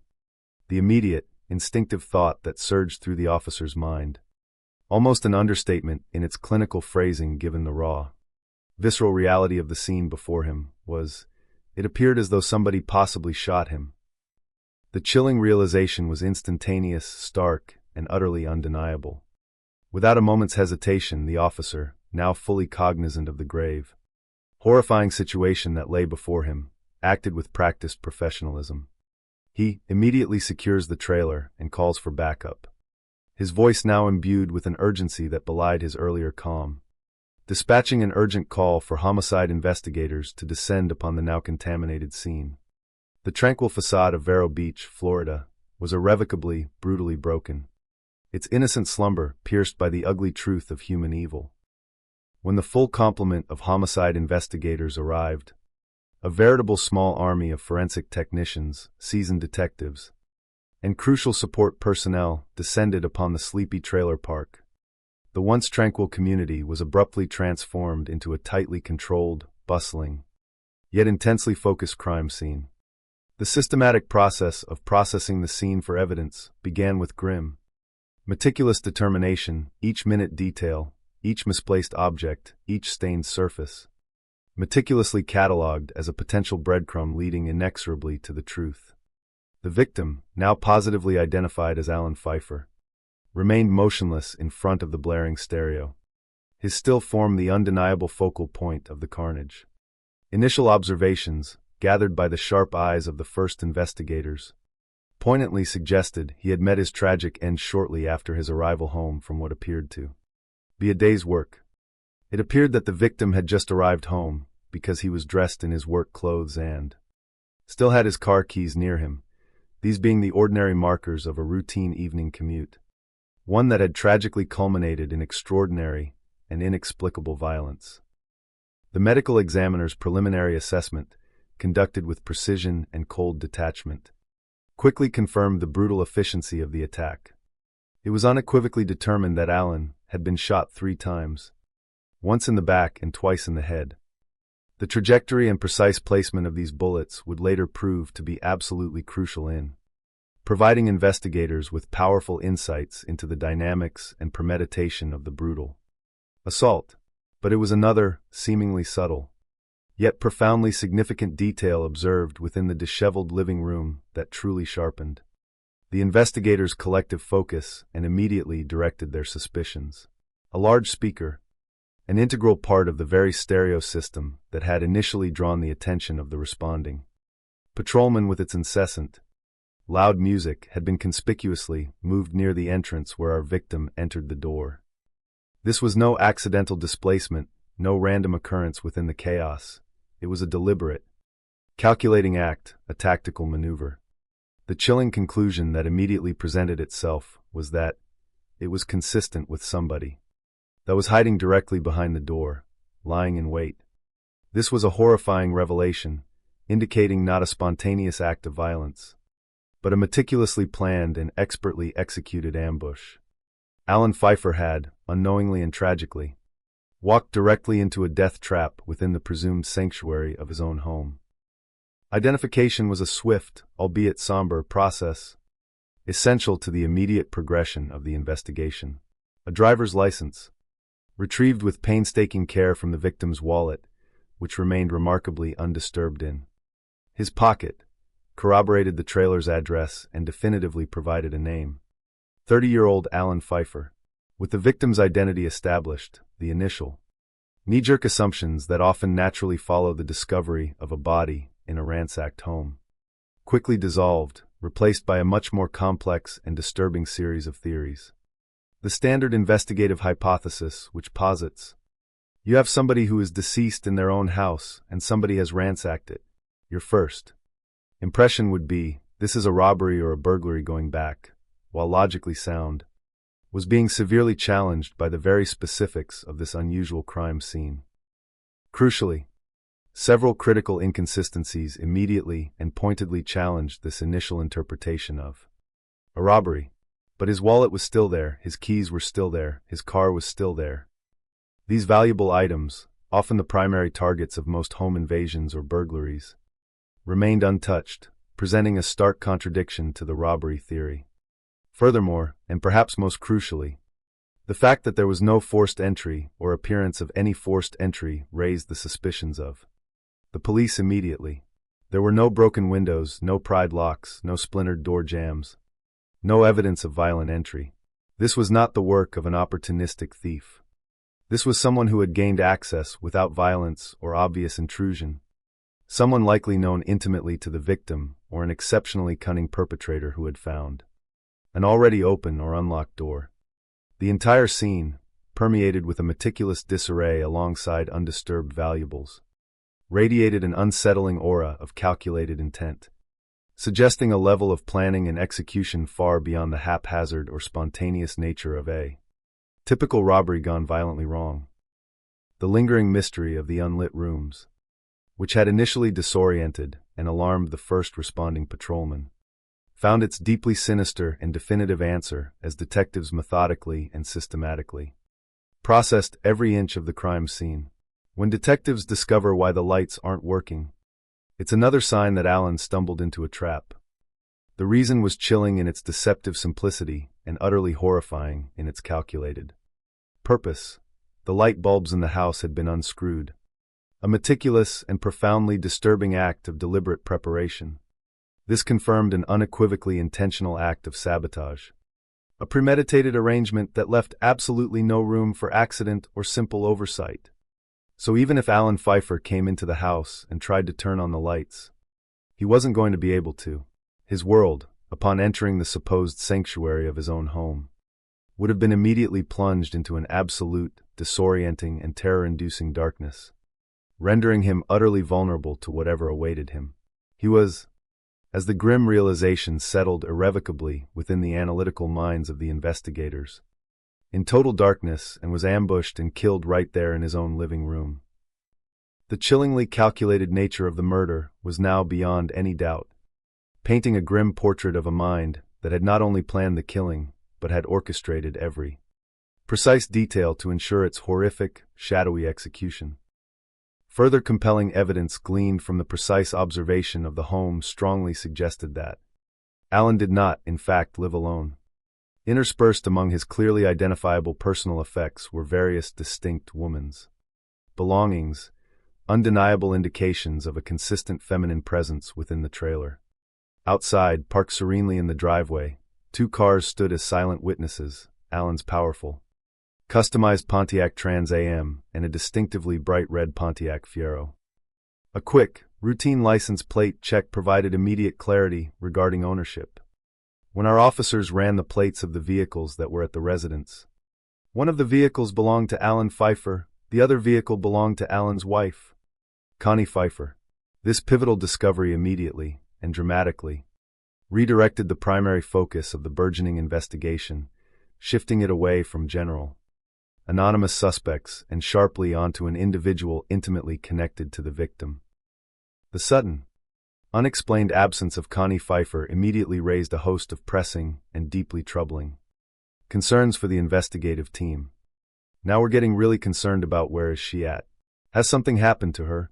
Has somebody hurt her? Has somebody taken her away? We don't know. These were critical, immediate questions that demanded urgent, unambiguous answers. Was she too a secondary victim, tragically caught in the same brutal maelstrom that had so violently claimed her husband's life? Or, a far more unsettling and insidious possibility, was her unexplained absence intimately and intricately linked to the very perpetration of the crime itself? At that precise point in the unfolding investigation, shrouded in uncertainty and mounting suspicion, the police found themselves embroiled in a frantic race against time, desperately trying to piece together the fractured mosaic of exactly what was going on in Alan Pfeiffer's life. The comprehensive list of questions, meticulously compiled and discussed with grave seriousness by the investigators, was not merely lengthy. It represented a desperate quest for profound insight into Alan's deepest personal sphere, the very realm that so frequently holds the concealed keys to solving such intimate and violent betrayals. Did Alan have any enemies? Is there anybody that they owed money to? Where's Alan's life? Every probing question was a meticulously aimed searchlight, a potential opening into the dark, hidden narrative that had, without warning, culminated in this senseless, brutal act. Alan Frederick Pfeiffer, the 30-year-old victim whose life was so brutally and unexpectedly cut short, had his fundamental roots deeply embedded far from the balmy, sun-drenched shores of Florida. He was originally from Norfolk, Virginia, born on the 19th of May, 1960, and was the elder of 2 children, a son to Judith and Ronald Pfeiffer. His sister, Cheryl, offered a poignant, affecting glimpse into their shared childhood memories, revealing the tender fabric of their early lives. Alan was a year and 15 days older than me. We were both born in Norfolk, Virginia, because our biological father was in the Navy. The transient, often unpredictable nature of military life had fundamentally shaped their earliest years, fostering a certain resilience. Following their parents' divorce, their mother made the deliberate decision to return to her native roots, bringing Alan and Cheryl back here to Michigan where she was from, specifically settling in the picturesque, lakeside town of Penconning. It was in this small, seemingly idyllic Michigan community that Alan and his sister spent the vast majority of their formative, adolescent years, navigating the universal complexities and challenges of growing up. Their family structure later expanded when their mother remarried, bringing a younger brother into the bustling household dynamic. Cheryl, with a sister's tender affection, fondly recalled the essential, sometimes boisterous, but always loving, dynamics of their shared youth. The dynamic of it is what you would normally think of a family. It was brothers and sisters. We poked at each other. We argued. We cared for each other. These were the wholesome, deeply relatable touchstones of a typical American upbringing. Memories that stood in stark, heartbreaking contrast to the cold, brutal, and utterly unfeeling manner in which Alan's life was ultimately extinguished. From a remarkably early age, Alan exhibited a robust, undeniably strong spirit of independence, a quality that would define much of his trajectory. Alan was very independent on his own. He possessed a keen and abiding love for the vast, untamed outdoors, consistently finding profound solace and intellectual challenge in nature's raw embrace. He went and he hunted. He didn't do a lot of fishing or anything like that, but he was an outdoorsman. These early pursuits subtly hinted at a self-reliant, resourceful personality, someone inherently comfortable forging his own path, rather than passively following another's. However, as he matured, Alan's true passion, his profound and almost instinctive mechanical aptitude, truly began to blossom and assert itself. This profound fascination and innate skill were cultivated not within the expansive, wild landscapes he cherished, but within the grease-stained, creatively fertile, and often noisy environment of his stepfather's garage. Cheryl, with the keen insight of a close sibling, thoughtfully noted, Alan seemed to be very mechanically inclined. Working on his car was one of his big things he really enjoyed. This deeply ingrained mechanical inclination was far more than just a fleeting hobby. It was a deeply woven facet of his very identity, a consistent and enduring source of profound satisfaction and genuine joy. His automotive dreams were specific, deeply personal, and ardently held. He always spoke about wanting to get a Pontiac Trans Am, and he was so proud of it when he finally got it. It was not just any car. It was a 1980 Pontiac Trans Am. A specific model that represented a particular era of automotive aspiration. His meticulous dedication to this vehicle was absolute. A powerful testament to his inherent craftsmanship and relentless pursuit of mechanical perfection. He famously took out the automatic transmission. He put the 4-speed Pontiac transmission into it, painstakingly converting it, an act of pure automotive passion. This meticulously customized, profoundly cherished sports car became far more than just a mere mode of transport. In Cheryl's evocative, heartfelt words, that was his bright joy. It symbolized his burgeoning self-reliance, his unique passion, and his youthful, optimistic dreams for a future he was actively building for himself. Ultimately, this cherished sports car, meticulously cared for and painstakingly customized, proved to be far more than just a source of personal joy for Alan. It represented his tangible, four-wheeled ticket out of rural Michigan and served as a powerful catalyst into a new, independent chapter of his young adult life. Alan left home when he was 17, driven by an early, powerful yearning for autonomy. His departure from home was primarily spurred by a familial friction, a common narrative of adolescence. As his sister candidly explained, him and my stepdad were having issues, and he just thought he'd be better off on his own. It was a classic narrative of a young man seeking to carve his own distinct path, charting a course for personal independence and self-discovery. Eager to escape the bitter, unrelenting harshness and long, gray winters of the Midwestern landscape, Alan decisively set his sights southward, irresistibly drawn by the undeniable promise of sunny Vero Beach, Florida. A stark contrast to his origins. Upon his arrival in Florida, a new, warmer landscape, Alan wasted no time whatsoever in methodically establishing himself, to diligently make ends meet and support his burgeoning independence. He successfully secured a job at an electronics store, a practical application of his inherent mechanical aptitude. His innate assertiveness, coupled with a certain quiet, determined physical presence, proved particularly advantageous in one specific, often challenging, aspect of his employment. He could carry himself and be intimidated, so when he would do repossessions, he really did not have a lot of issues getting any property back. This specific detail unequivocally revealed a pragmatic, effective, and resilient individual, someone demonstrably capable of confidently handling challenging situations and asserting his will. When necessary, he truly flourished in his new Floridian environment, successfully getting himself established. He was making pretty good money, and he was enjoying the warmer weather. He was doing well for himself down there. Alan had, by all objective accounts, commendably built a comfortable, stable life for himself, meticulously carving out a secure space in a new, initially unfamiliar world, far from the tensions of his youth. By the mid-1980s, Alan was indeed living a fairly comfortable and admirably stable life, a tangible culmination of his persistent hard work, his innate mechanical talents, and his resilient, independent spirit. It was during this period of growing contentment and burgeoning success that he encountered a young woman named Connie Evers, a presence with whom he sought to share his expanding happiness and the companionship he deeply desired. Alan found in Connie a partner with whom he genuinely hoped to build a shared future, forging a new chapter in his life. Cheryl's initial impressions of Connie were unequivocally positive, radiating a welcoming warmth and an easy approachability. The first time I met Connie, she seemed like a really nice lady. She was very approachable. She made you feel comfortable around her. She had a southern thing to her. Connie was also a mother, having 2 boys from a previous relationship, a detail Alan readily embraced. Although her children did not reside permanently with Alan and Connie, Alan appeared to embrace this expanded familial role with genuine warmth, conscientiously making time to spend with them. The relationship seemed to exert a profound and positive, maturing influence on Alan. Alan seemed to be more mature, more settled. They were happy. Their life was going good. The future, for all outward appearances, seemed bright and filled with promise for the couple.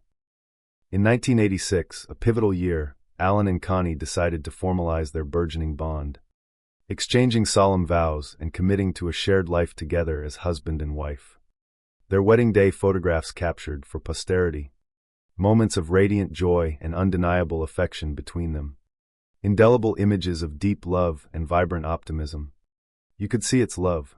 I mean, holding hands and feeding each other cake. They were really very happy.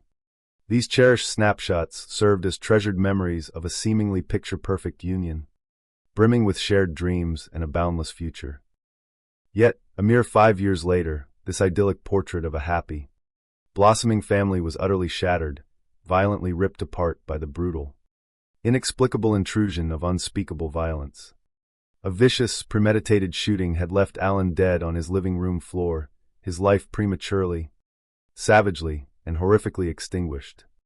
Adding to the immediate distress and confounding the initial responders, his wife, Connie, and her children were conspicuously nowhere to be found, their unsettling absence instantly creating a new, urgent layer of alarm and profound mystery for the first responders. The trailer, which had just hours before been a scene of domestic comfort and normalcy, now lay grotesquely ransacked, a tangible, terrifying manifestation of the violence that had so suddenly erupted within its walls. Connie wasn't there.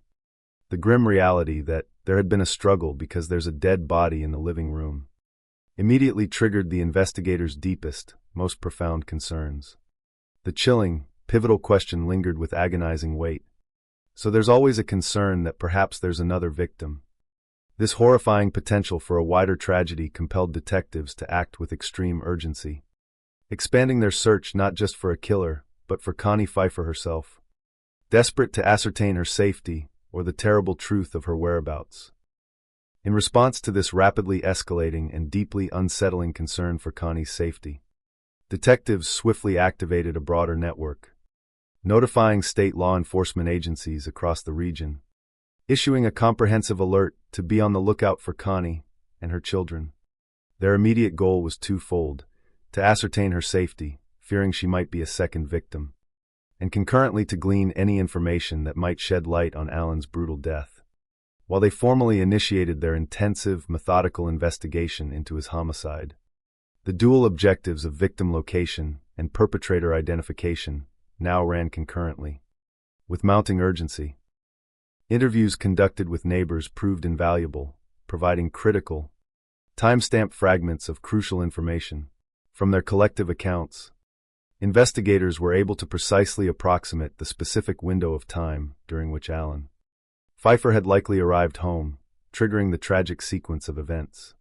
Several residents distinctly recalled hearing gunshots, their sleepy early mornings rudely disturbed by the jarring, terrifying sounds that pierced the quiet. Crucially, they also noted that the cacophony of the music was still on, well into the early morning hours, providing a powerful, insistent sonic timestamp for the events. The incessant, loud blaring stayed on until 4 o'clock in the morning, until finally somebody called in. The very call that inadvertently but crucially led to the discovery of Alan's body and dramatically launched this extensive, high-stakes investigation. This meticulously constructed timeline allowed investigators to effectively narrow down the precise period of the homicide, focusing their already stretched efforts more precisely and efficiently. Meanwhile, the grim and meticulous work of the medical examiner's office proceeded without pause, adhering to strict forensic protocols. As Alan's body was carefully removed from the scene for a comprehensive, detailed autopsy, ballistics experts, a specialized and crucial arm of forensic science, immediately began their vital analysis. When the ballistics examiner looked at the bullets removed from the victim's body, he determined that they were .38 caliber. This was a significant and concrete piece of information, immediately identifying the specific type of weapon used. Even though the definitive murder weapon was not found inside the trailer or outside of the trailer, its perplexing absence immediately pointed to a deliberate, calculated effort to conceal crucial evidence, thereby deepening the mystery surrounding the perpetrator's identity and their profound motivations. The accumulating evidence, particularly the highly unusual and undeniably calculated removal of light bulbs, the undisturbed valuables amidst the chaos, the conspicuous lack of any forced entry, and the deliberately displaced speaker, presented a profoundly unsettling and contradictory picture to the experienced police force. The police obviously are looking at this, and they're like, this doesn't add up. This was a trap set up for Alan Pfeiffer. The chilling conclusion was becoming increasingly inescapable. This was not a random act of violence, not a spontaneous crime of passion, but a meticulously planned and expertly executed assassination, carefully orchestrated down to the smallest detail. The central, agonizing question, which fundamentally drives every homicide investigation, thundered with renewed urgency and intensity in their collective minds. What was the motive? Without understanding the why, the who often remains elusive. The relentless quest for motive, that elusive psychological key, almost invariably leads investigators into the often murky and deeply uncomfortable waters of interpersonal relationships. In Alan's particular case, the waters of his personal life appeared distinctly, irrevocably troubled. Neighbors, in their unsolicited but incredibly valuable observations, readily shared with our detectives that they heard many fights between Connie and Alan. These were not mere fleeting disagreements or typical marital bickering. These were recurring, discernible instances of significant marital strife that had clearly and undeniably spilled over into the public sphere of their shared neighborhood, signaling profound underlying discord. The obvious conclusion, drawn directly from such frequent observations, was widespread and severe marital problems, adding another significant, unsettling layer to the already evident marital discord. A particular rumor began to consistently resurface within the community. They thought that at one point that Mr. Pfeiffer had another girlfriend. This introduced the classic, potent, and often explosively combustible element of infidelity into the burgeoning, an increasingly complex theory pool, creating a powerful emotional catalyst. The psychological interpretations of the crime began to converge, drawing upon archetypal human dramas that have fueled tragedy for centuries. The question arose, was this a sperm lover or a love triangle? This raw, unadorned terminology, stripped of any polite euphemisms, starkly reflected the unflinching, pragmatic approach of seasoned detectives, relentlessly seeking the most direct and potent catalysts for such profound violence, refusing to shy away from uncomfortable truths. Was Alan Pfeiffer the tragic victim of a jealous rival consumed by passion? Or had his own complicated, entangled love life ultimately led, in a brutal spiral, to his untimely demise? But overshadowing these weighty considerations, one glaring omission loomed larger and more ominously than all the rest, steadily transforming from a mere cause for concern into a central, unnerving, and ultimately deeply suspicious question. And the biggest question for the police is, where's Connie Pfeiffer? Her continued, unexplained absence from a scene of such violence, against the grim backdrop of what was clearly an execution-style murder, cast a long and deepening shadow of suspicion, raising profound questions about her involvement, or lack thereof. The coming days would inexorably force investigators to delve much more deeply into the dark, concealed heart of Alan and Connie's tumultuous marriage, an exploration that promised to reveal layers of simmering resentment, profound desperation, and a potential motive far more sinister and cold than mere romantic passion. A cryptic, unsettling reference even suggested an intense argument from the previous week, involving someone who had had the nerve to open the door and walk in dark, causing and so on.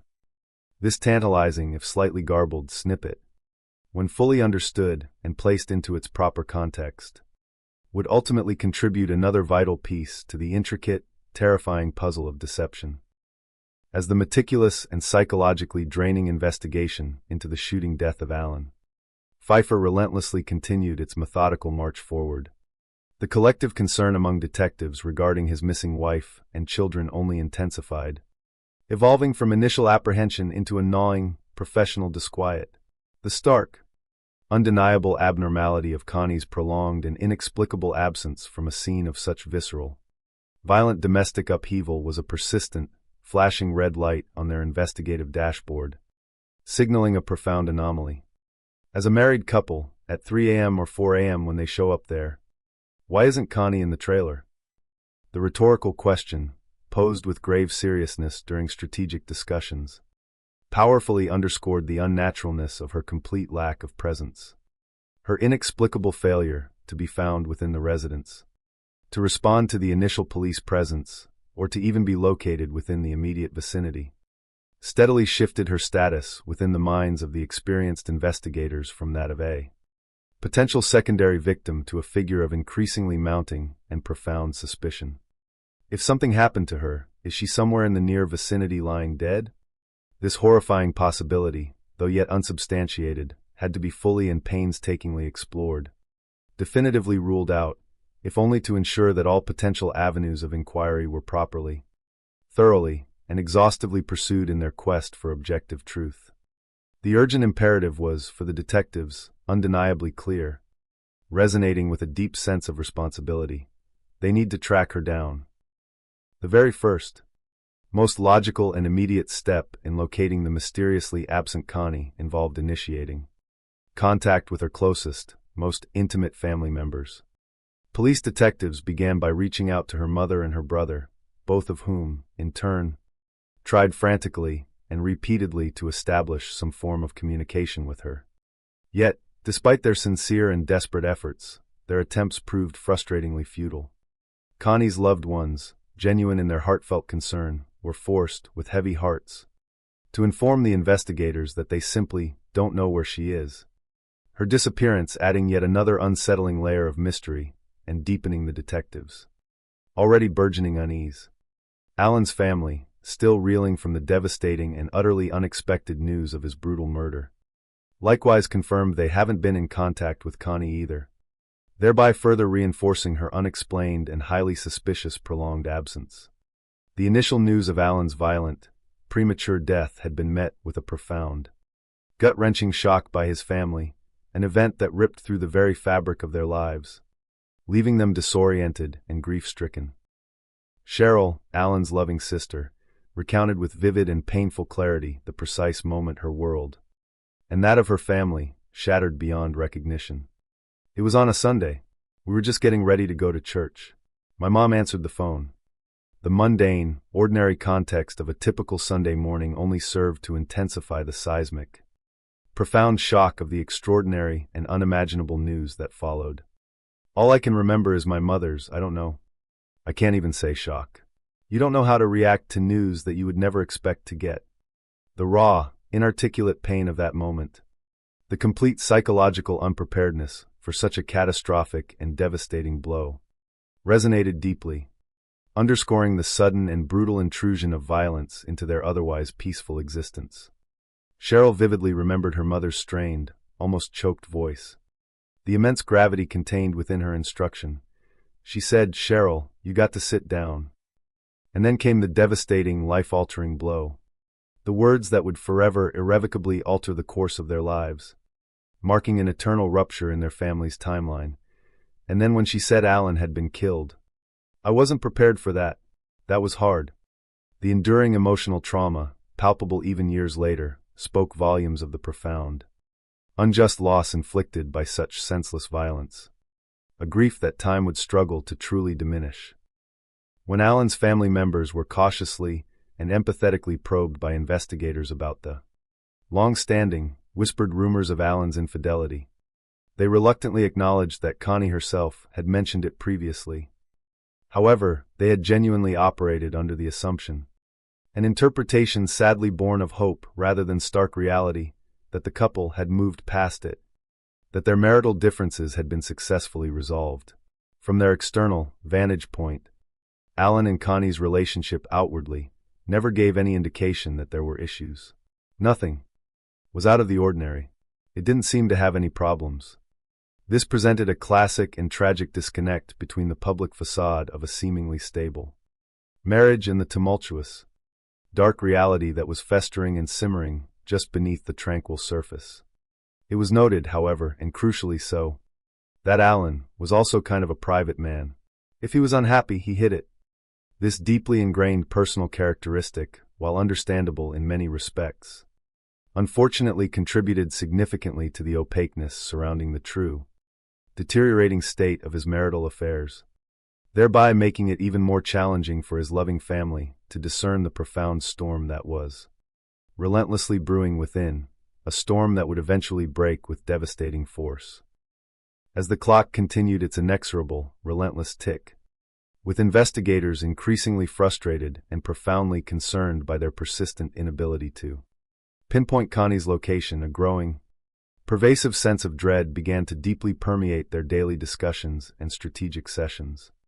She was, in the theoretical blueprint of their investigation, ostensibly the one person who might be able to shed some light on the situation. Possessing intimate knowledge, yet she remained stubbornly, tantalizingly untraceable.